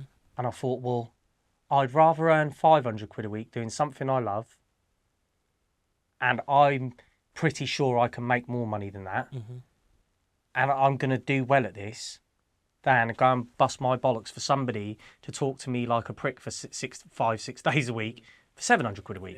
That was my way of justifying it to my then missus. Yeah. You know. So well, why there's still money coming in, so you don't you worry about what I'm doing. Just worry about the money that comes in at the end of the week. That's it. So that was for me. But for me inside, the driving force for me was, I'm getting better, you know, like, and I know I'm getting better because I'm making more tunes that people are playing. DJs are shouting me for tunes, and not just any DJs, like every DJ. And then here you are, you know, like fast forward, like to almost present day, you know, like, but we can reverse back a little bit and go like, you know, you're here taking your bookings and whatever, and then you get on an agency. Tell me how that changed everything for you. Like, I can't remember. I'm trying to think how it come about. I think I made a tune. So I've been working under Voltage for a bit, and then I meet this guy, and he's working under the name Cabin Fever. He used to be half of Nightbreed, that was on Ram. I was just knocking out 1 million tunes a week. He says, do you want to make some tunes together? So I says, oh, okay then. So like, we starts making tunes. Then I joined Cabin Fever, and we renamed it to Cabin Fever UK. That quickly started to like pick up pace through.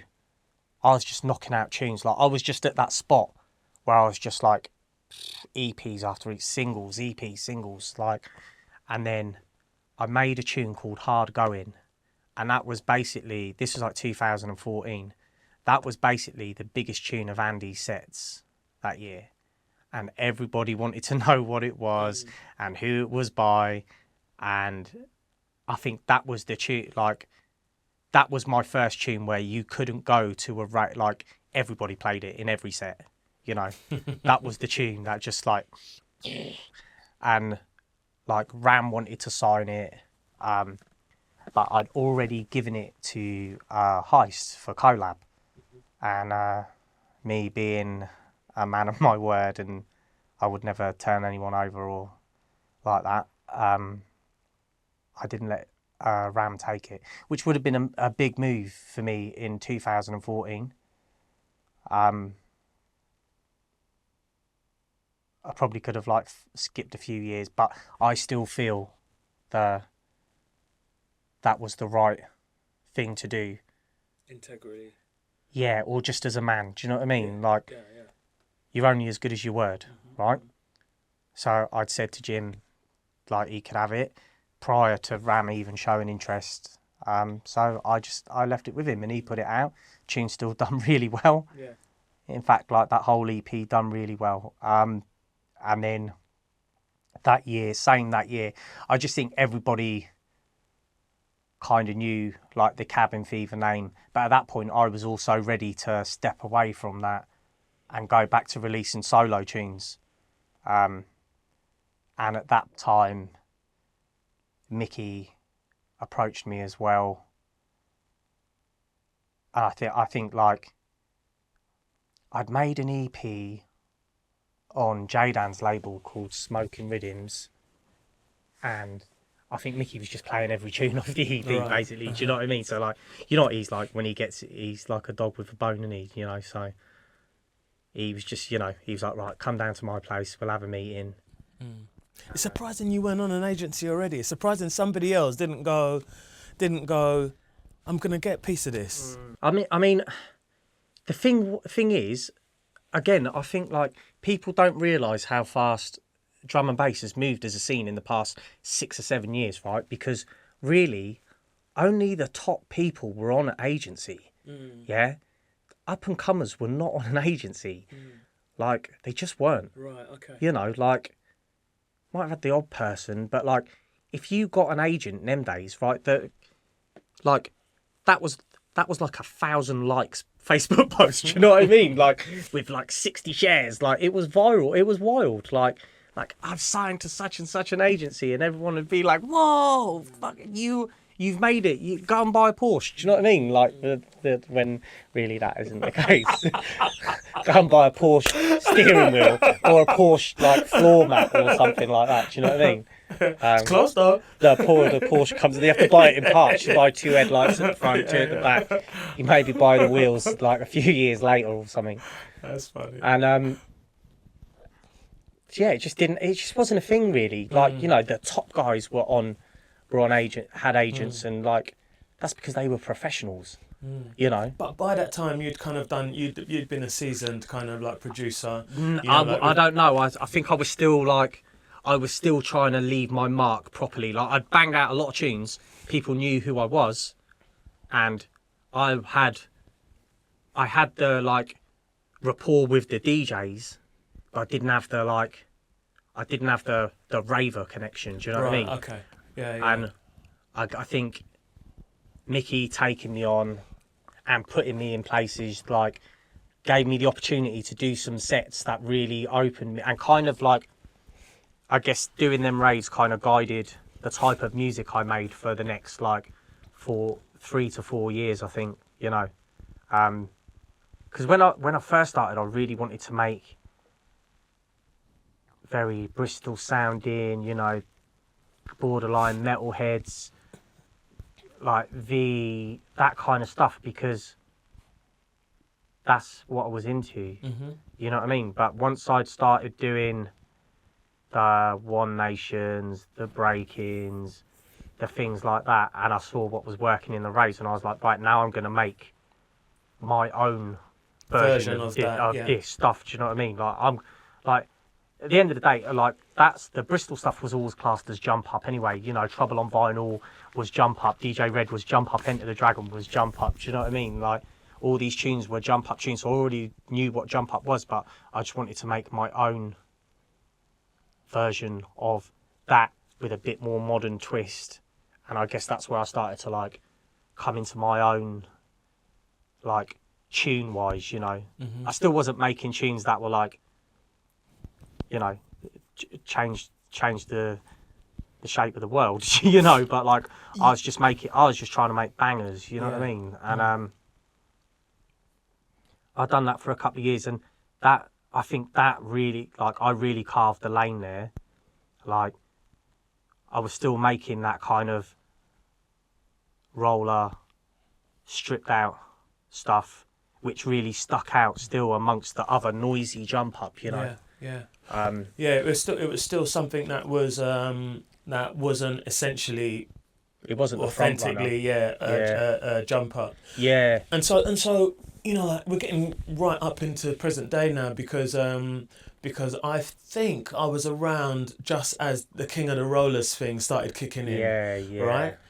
But I'm still not exactly sure how that came about. Well, this is the thing. So, end of 2014, I've made Hard Go In. I then made a tune called Float Your Boat, which was like massive in the jump up raves. Do you know what I mean? That was another one that was. So I'm continuously knocking out these tunes that are like getting rinsed in the part of the scene that I'm active in as a DJ as well. Yeah. So, like, I've quickly gone from like the last name on the flyer at, you know, the smallest room in One Nation to I'm like steadily climbing up, and you know, like I'm just becoming that, you know, that producer, and just cutting. And also like I was cutting my own lane as a DJ as well. Do you know what I mean? Like, people were talking about me as much as for my DJing as they were for my production, which was great, because I just love to mix. You know,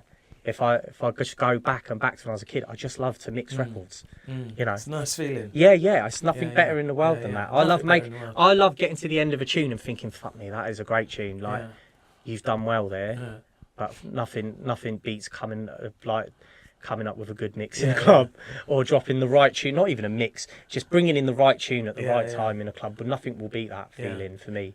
So to be getting that recognition as a DJ as well, that was great. And then kind of at the same time, Serum and Blade basically kind of known to me, but unbeknown, they basically have exactly the same outlook and have been doing exactly the same thing, just in another part of the scene. Right, yeah. Like, you know, they've just constantly pushed this kind of Bristol roller. We're all very influenced by like Die, Crust, Ronnie. You know, whether it's riffs, drum choices. You know, like just very simple. You know, not a lot of element tunes, but executed well. Like, you know, and them times like Serum's making tunes like Rat Trap and like him. What's the tune that they done on Creative Source? Well, you're gonna know better than me, that's for sure. Lord. Everybody knows the one anyway, like Dragon Fist or something like that. Like, I can't remember what it is. They're gonna kill me, but like they've made a lot of tunes. They probably made more tunes than me. Like, I don't know. I think on my Discogs I've released like over 480 tunes or something. That's a lot. No, I know. That's a lot of track record, man. I've also I'll probably. I was going to ask that question. At some point, I'll probably like look into the stats, but I might be like the only or one of like 3 or 4 who has actually released on every major label. Right. You know, in this scene, like I really have. That's like interesting. Gone to across all parts. Like, it kind of. This is the thing. Serum and Blade have also done the same. Yeah. So we were all on this same kind of path at the same time, doing the same thing, and it was just natural that at some point we were just going to make these tunes and go, and just shout at each other and go, I really like that tune. Oh, guess what? I really like this tune you made. Yeah, I love that tune you made. Do you know what I mean? Yeah. You're just like, let's make a tune together. Like, how does that work? Like, you like making a tune together? I mean, there's like a bit of a precursor to that. Like, like Serum and Blade were like a production combo for a long time. Yeah, like they've both been making tunes for 20 years, longer than me. Yeah. And they had already cut out this name for themselves as the guys who make authentic jungle sounding, like jungle rollers. Do you know what I mean? Like really solid DJ tunes. We've kind of arrived at this point where I've like cut out this path for myself as that guy in like the jump up, you know. Serum starts making some jump up. We both end up at Low Down Deep. And then it's just kind of natural that because we are on the same page, we just started writing tunes together, and that fell like into place very easily, very quickly. We just established like this dominance in that area very, very quickly. And then like we've done like the Philly Blunt stuff together. obviously Serum and Blade have done like the Philly Blunt stuff, and like it's just like it was just all felt like it was meant to happen, like at that point, you know. And whose idea was it to come up with the King of the Rollers? Well, I guess do you know what? I guess Brian has a big part to play, right? Because there was a Philly Blunt album coming out. We all had tunes on there, right? So Brian is doing a Philly Blunt takeover on Rough Tempo, and says, "Will you all go and play?" So yeah, of course we will. Like, do you know what I mean? We're all Philly Blunt mad, right? Yeah. Me and Serum have been making tunes. We just made like an album on Low Down Deep, which done really well. Like, had loads of big tunes. Like these tunes, which again we probably didn't give enough credit at the time, but they kind of, you know, they changed a lot of what was going on in Jump Up at that time, where everyone was making quite a lot of like noisier, metallic-y, like kind of stuff, and we just kind of reintroduced this like very rolling, you know, organic sounding stuff. Some stuff was like, you know, just really good samples in. You know what I mean? Stuff, some one-liners from bass, what hadn't been done for ages, you know, for ages, and it just kind of shifted things a little bit. So that was like in a really good place. Do you know what I mean? Like that whole sound was in a really good place. And Brian, we went down there and we were all meant to play separate sets. So like, but at that point, me and Serum had been we were getting booked a lot to do back-to-backs together because we were doing loads of Serum and Voltage releases.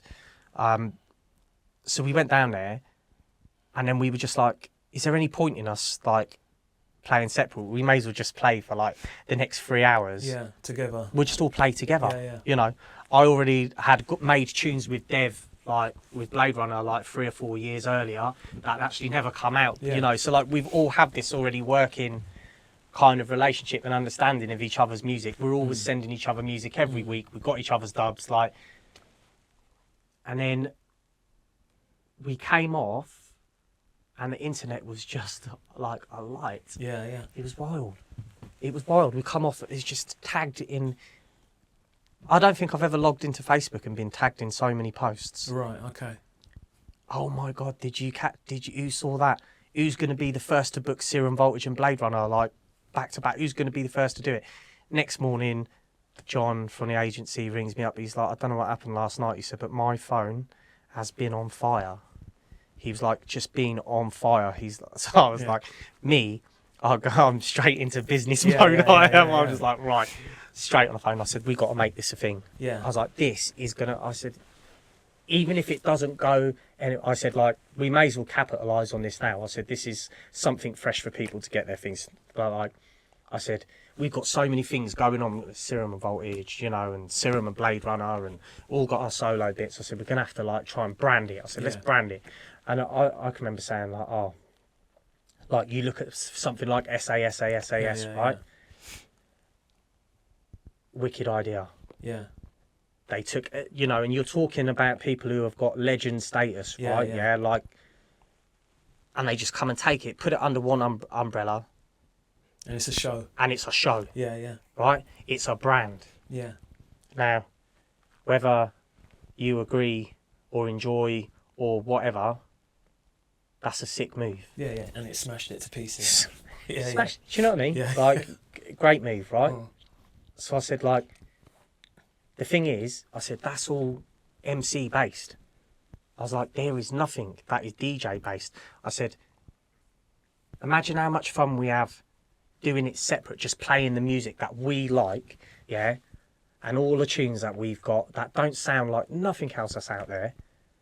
Imagine being able to play that for like 2 or 3 hours at a time. Yeah. You know, I said, there's nothing that's DJ based. And it was just like, yeah, let's fucking do it. So then we were all like going back and forth. And then I think, so I can't remember how it went down. Like someone had brought up there, was trying to remember, like, because we all knew we'd already been given this like title in like a few interviews separately, random people kept coming up, oh, Voltage, like, or Serum, like the king of the rollers at the minute, like driving forward that fresh rolling take on rolling drum and bass, and it's just like, okay, rolling sounds. Yeah. So like we'd already been given this. It had already been put upon us a few times separately, random in interviews or articles or whatever by these people, and then. I can't. Someone said, oh, like what was them EPs? And then Mark was like, oh yeah, that'd be a sick name, Kings of the Rollers, right? Yeah. And we were just like, it has to be called that. Like, like people are probably gonna fucking lose their shit. Who are they to say that? Yeah. Who are you to say you're the kings of it? Yeah. I said, but you know what? I said, like, ballsy moves get big results. So. Simple as that. Do you know what I mean? You don't get anywhere by being a shrinking violet. Then we had the artwork made up, and it just looked great. Everything looked great. Kings of the Rollers. It just looked everything great. And then the day before we were about to launch it, Mickey rings me, and he goes, hey, look, he says, have you spoke to Doc Scott? Yeah. He says, no. He says, I think you should ring him. Right. And I thought, fuck, what have I done wrong here? Right, Why the fuck does Scotty want to speak to me, right? I've had like minimal interactions with him. Yeah.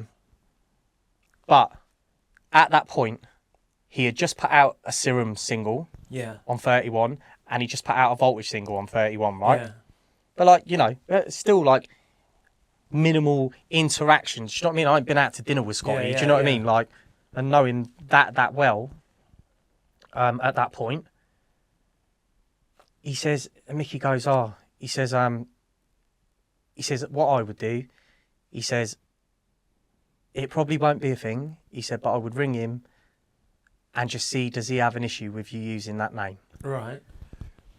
He said, because, he's already put it out there on releases. I think you should just give him the courtesy call. And I was like, fucking hell. I was like... So Scotty had put out Kings of the Rollers in what context? He done 31 done Kings of the Rollers EPs. Okay, right, I'm with you. Years ago. Okay. Sick name. Yeah. And like, we've never made no secrets about it. We old people like Scotty and Di, them kind of guys, they are the Kings of the Rollers for us, because they're our blueprint. Yeah. Do you know what I mean? They're the people that we've always aspired to be, and that's our inspiration. Yeah. Amongst other musical influences, but you're talking about the people in drum and bass, jungle, that made us roll it out. And roll it out. They're the guys for us. So it was never a like, oh well, we're taking over that bit now. It's like well, like, don't ever think that we don't hold you up here, because we fucking do. Yeah. And that's just it. And if anybody else wants to say anything, they can fuck off. And like, we don't really care. Do you know what I mean? We know, and they know because we told them. And how was Scotty with that phone call? So sound. I know he would be. Yeah, I know, and I rang him, and he said to me, I said, we've got this idea. I said, we're putting it together. I said, we want to call it Kings of the Rollers. I just said, it was said to me that I should give you like the courtesy call, and I think it was the right thing to do. So that's interesting. That's Mickey. Yeah. That's Mickey being the consummate diplomat, going, I know where this could lead to. Yep. So if you do this first, before that comes in, then it's dealt with. The thing is, it could have gone that way, and had Scotty shut it down, we would have called it something else. Yeah. Because that's the level of respect we have for him. But when I rang him, and he said, you know what? He said, but you guys are that. Yeah. He said, at the minute, you are them guys. Yeah. He said, who else? He said, you better to run with it. He said, I think it's a great idea. Fantastic. And not long after we launched, about 2 weeks after, somebody, I won't mention any names, somebody put a post up on Twitter. Yeah. Saying, there's only one king of the rollers for me, and that's Doc Scott, and added him. And Scotty went on there and shut them down. And just shut them down. Yeah. I've got a funny feeling I might know without even trying to guess. Yeah. I've got a funny feeling. Imagine that, yeah? My spidey senses is telling me I know who that was. Without even saying it. Without even seeing it. It doesn't surprise me. Yeah. And do you know what? Like, in that moment, I thought, fuck. I thought, is this what people that I actually rate as producers, like, is this what people are going to take from this? Are they going to try and use this as a, like, well, you think you're the kings of whatever or whatever, and it's just like, it's not that deep, you know. And like we said earlier, you know, if you're going to try and shy away from things and whatever, then maybe that's not going to be you. Do you know what I mean? If you look at most of the people, I mean, I used to be proper flash. Yeah. Still am a little bit. Yeah. But good. But I don't think you have to worry about things like that about other people in this game, because, do you know what? Because a lot of the time it's housed in some form of jealousy, perhaps, rather than anywhere else. You know what I mean? And Scotty proved that. Yeah. And the thing is, like, Scotty proved that, you know, like, that if it's his name and he gave its blessings, then who else is to say anything? Who are you to say anything else? You know, like, I mean, I got a lot of love for Scotty. Like, only the other day he put something on Twitter. And you know, like, he didn't tag me in it. He's just like, you know, he's just putting his thoughts out there. And he put up I logged into Twitter and it was like 2 or 3 things down, and I was just like, it was like early in the morning, and I just couldn't believe it. Do you know what I mean? He just put something really nice. I won't put what he said, but like, it was just something really, really nice, you know, and like, to have his constant support, the constant support of someone who I hold in high regard like that means more to me than, you know, the awards I've won, the money I get paid at the weekend. Do you know what I mean? Like, whatever. Yeah. Like, I always that's wrong, actually. I kind of gathered somehow, I don't know whether it was before last year's events and what have you, might have been. I think I kind of like warmed to you from like back in 2018. Do you know what I mean? I used to like look at your sort of like Instagram and stuff like that, and I thought, this geezer cracks me up. I've got to get him in, and we, for whatever reason, we never did it at that time. And then fast forward to last year, and with all the events of like the pandemic and considering now, with hindsight, everything you've told me now I get the stance that you had when for want of another term, the Black Lives Matter sort of like issues and the George Floyd things that came up last year. You were like very vocal in support of you know, like the black community and what have you. And for me, your ratings went up even higher. Yeah. Because you know, like, for me, it was like you were like, I don't care about who I am, my status, and what you think of me, but this is what I think of you know, my community. And now listening to you, this is like a community that you grew up in, you know, like so for a long period of your life. Yeah. Like, at the end of the day, like, I'm of the opinion that you can't immerse yourself in a culture and then not support it when they need it, you know, like, and not just that, like, just be a good person. Do you know what I mean? Like, this is a big issue, you know, and like I said earlier, like, that is not a time to sit on the fence. Yeah, people need your help. Not that they need your help, like, they deserve your help. Like, you should want to be involved. Yeah, and because you being vocal could make people who are contributing to this issue, could make them uncomfortable, and that needs to happen, in my opinion. Do you know what I mean? Because I know what it's like growing up.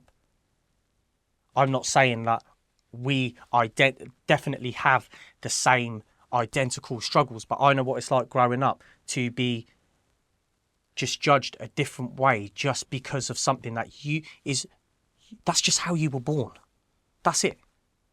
Do you know what I mean? Yeah, so, like, if I can use whatever platform I have to be vocal about that, and even make 3-4 other people turn around and go, oh, well, like, yeah, maybe Voltage is right, you know, maybe this is a piss take, or, you know, maybe we should be looking out for people a bit more, or being more active to make sure this shit don't happen, like, or turning a blind eye to stuff. Do you know what I mean? Yeah, well, there was a lot of changes during that time, and it's just hope that they remain and that those changes continue. Do you get what I mean? To happen. They can only remain if people stay active. Yeah. Do you know what I mean? It's not just like you can't just post your black square and be done with it. Yeah. Do you know what I mean? No, you're right. Yeah. I mean, 2020 as well with that. I mean, it was like, we're coming to the end of the interview now, but yeah. 2020, for you, I was like, I'm like sat at home. we're going to go there. Yeah. I'm sat at home, and I don't know if you knew this beforehand, do you know what I mean? But I've got a lot of time for Harriet. Yeah. I've got a lot of time for Harriet. She must have told you. Yeah.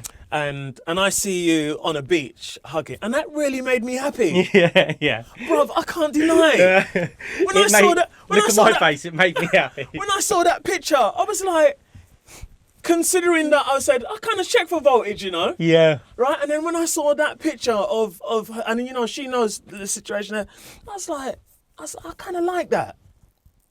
And then all of a sudden, here you are, like this happy family, do you know what I mean? And we're going to go out and have something to eat after. But Harriet is like, she is like the light at the end of the tunnel that I thought would never, ever happen. Do you know what I mean? Like, I wouldn't say I haven't had a troubled life, and I would never make out that I've had like this rough, like hard upbringing. But like everyone, I've had my own ups and downs, like we've heard today, and things like that. And like, I guess she's just come and just put the icing on the cake, you know. And I think I'm not young anymore. Do you know what I mean? Like, I'm getting on for 41, and I guess I kind of a little bit given up on that. Like, just like, oh, like I've got this other stuff over here, you know. Got my kids. I'm relatively successful, you know. I have a nice home. Like, I'm all right if that's it. Like, I'm actually in a good place. I'm content. If this is it, I'm happy. But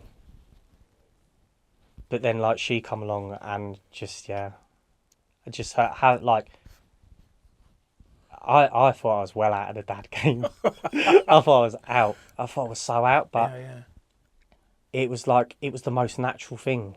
Do you know what I mean? Couldn't wait to have a baby with her. Like, I cannot stress like that enough how happy I am. I'm happy for you too, both. No, like, it's, and I don't. It's not like making it sound like a cliche or anything. Do you know what I mean? But like, after everything that had happened, like, because when the pandemic kicked in, I'm not gonna lie, like, I felt like my whole, now you kind of heard like my life. Do you know what I mean? Yeah. Like, to the point where Kings of the Rollers were, and I felt like I was really seeing the fruits of my labour. Do you know what I mean? Mm-hmm. Even though like I've got so much more I want to do, I could really feel the like the return. Mm-hmm. And then for that to just go, I was just like, fuck, this is fucked. Yeah. You know, this is absolutely fucked. And then with me and Harriet, just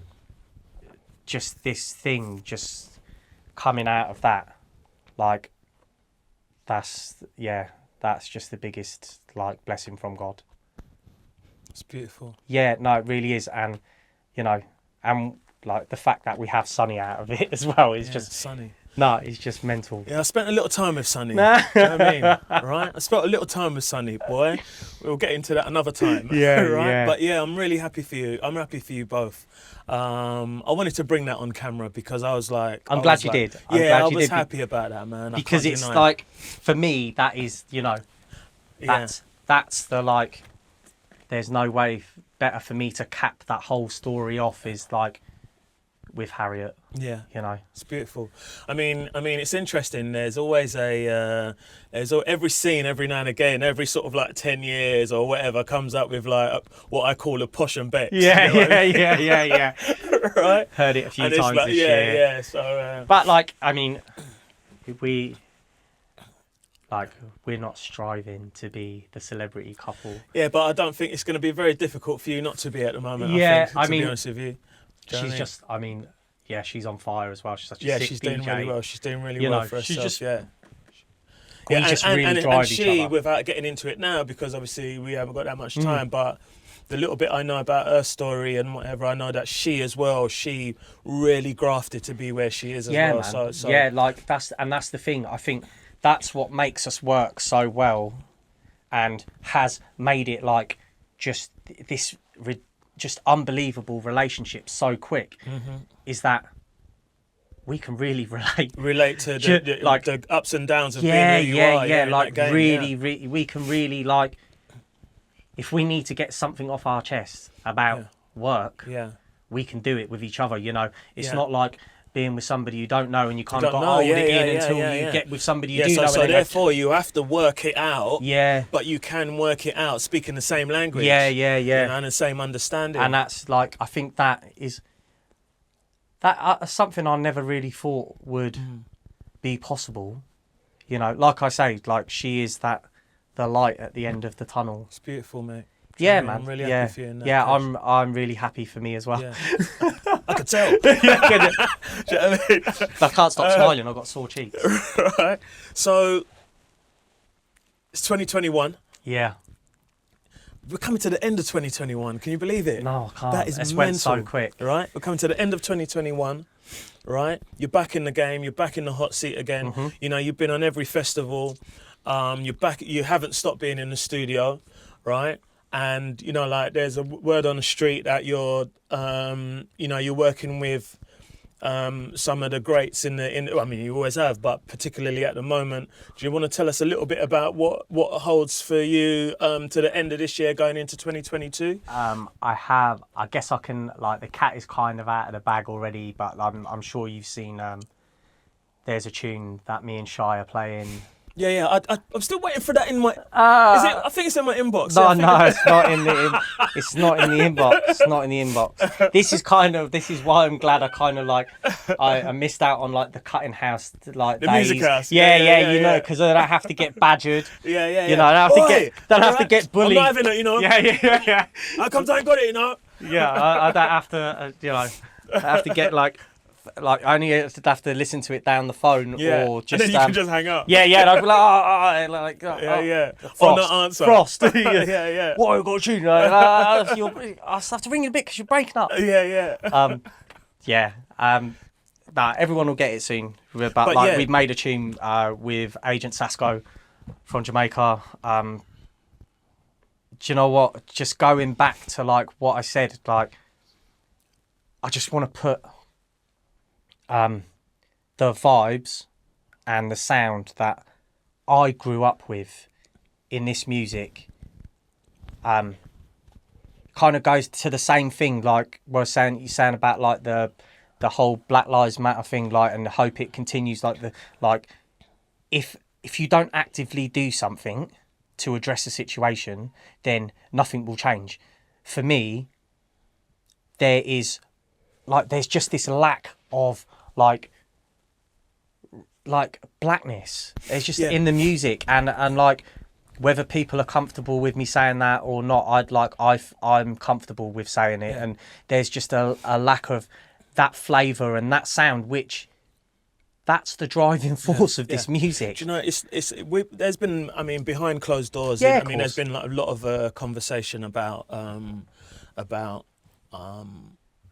particular thing, and you know what that thing is that a lot of music producers and a lot of the heads or whatever, however you want to describe oneself as a head, the older heads perhaps have a duty of care, to try and maintain some sense of like authenticity of this music, and that's why. Do you know what I mean? You know, like I will big up Shy Effects, you know what I mean, and I'll big up people like Breakage, and there's a few others, and that, but they're few and far between. Do you get what I mean? They're few and far between who are saying you know, like I'm just doing my thing. Yeah. And whether you like it or not, it's up to you. Yeah. But speaking earlier, which wasn't on camera, I understand why young producers. They may not get it quite yet because they weren't brought up on that. No. They were brought up on bleeps and noises. They were born in that era. If you come into a scene, right, everyone, you know, will always say, oh, yeah, like, what's your like influences? And they'll go, oh, yeah, I really love jazz, or I really love like ambient music and stuff like that. But the reality is, when you come into a scene, you're influenced by the people that are active in the scene, right? Because you want to be like them. You want to be in that position. So, you know, like, they can only make or be influenced by what is about at the minute. And then they'll add their external flavours in, you know, and like, but that comes over time. Yeah. People don't discover that when you're fresh and you'll just want to make a tune for DJs to play, you're going to make what is out there. Yeah. And I'm not saying like none of that stuff should be made. That stuff should be made, but of course it should. Also like there should be like this kind of, and I'm not talking about like, you don't need to just sample every reggae tune. I've done it. No, you don't need to do that either. You don't because that's not the way either. No, because so let's not get it twisted out here. No, like I have done my share of sampling reggae tunes for intros, which I've probably done it like 2 or 3 times, but I've been very calculated about it and made sure it's the right vibe and put the right vibe for the drop after it, and them tunes have done well.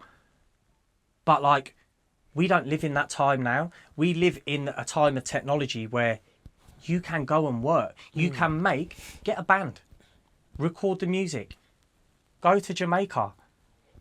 You can contact people online, try and work with, you know, like, if you want some authenticity in your music, go to the people that make it authentic, for fuck's sake. Yeah, and even if it's not that, I mean, some people might not be in a position to do that, but even just a consideration even just a consideration that, I suppose it's, you know what, I don't think what I'm saying is and I don't want to digress too far here, but I don't think what I am saying is more about the average, with the utmost respect, the average sort of like producer out there.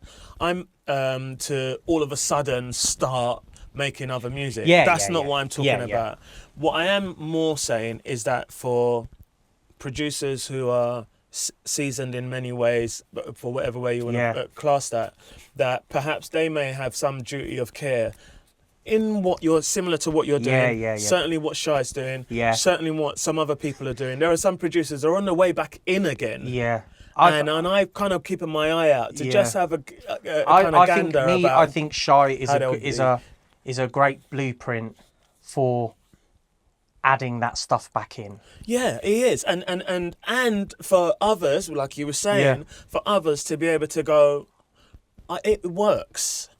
And so maybe I'll do a little bit of this. Because if one person takes influence from it, then another person does, another person does. Like, you know, all of a sudden you have this whole group of tunes, you know, that are... People are I mean, I'm really pleased that you're playing that record. Like, I've seen it a few times. I've seen it actually when I've seen it online, and when I've seen it online, shall I tell you what's really interesting about that record? Is it's not deliberately, but it's like, for want of another term, deliberately, it's not trying to smash the place to pieces with some smash of a drop and a da-da-da-da-da. And I look at the crowd when I see tunes like that, and I look like, and I go like, and you can see the reaction growing. And the reaction is growing. And the more it's played, the reaction growing. And that reaction is essentially what is teaching because those producers are in that crowd. And they can then, like, I mean, like, I will still make my share of tunes with big aggressive drops because Absolutely. I enjoy it. Yeah, yeah. But like, I still think, you know, we can all inject a bit of this just vibes back. It's if you don't know about these vibes, like then you don't, and you probably can't do it, whatever. But if you do, yeah, then just do it. Yeah, yeah. Just have a play around. Just have do fun it. again. Like, have fun, and that's me and Shive had the most fun making this record. Just have fun again, man. Do you know what I mean? Like, it's a fun tune, Yeah. and like there's going to be a lot more of that. So, Voltage, mate, thank you so much. Thank you man. very much. Do you know what I that mean? was really It was good. an absolute pleasure. No, I really do you know enjoyed what I it. mean? All right. Yeah. You Wicked. take care, brother. Nice all one, right? mate. Nice Cheers. one.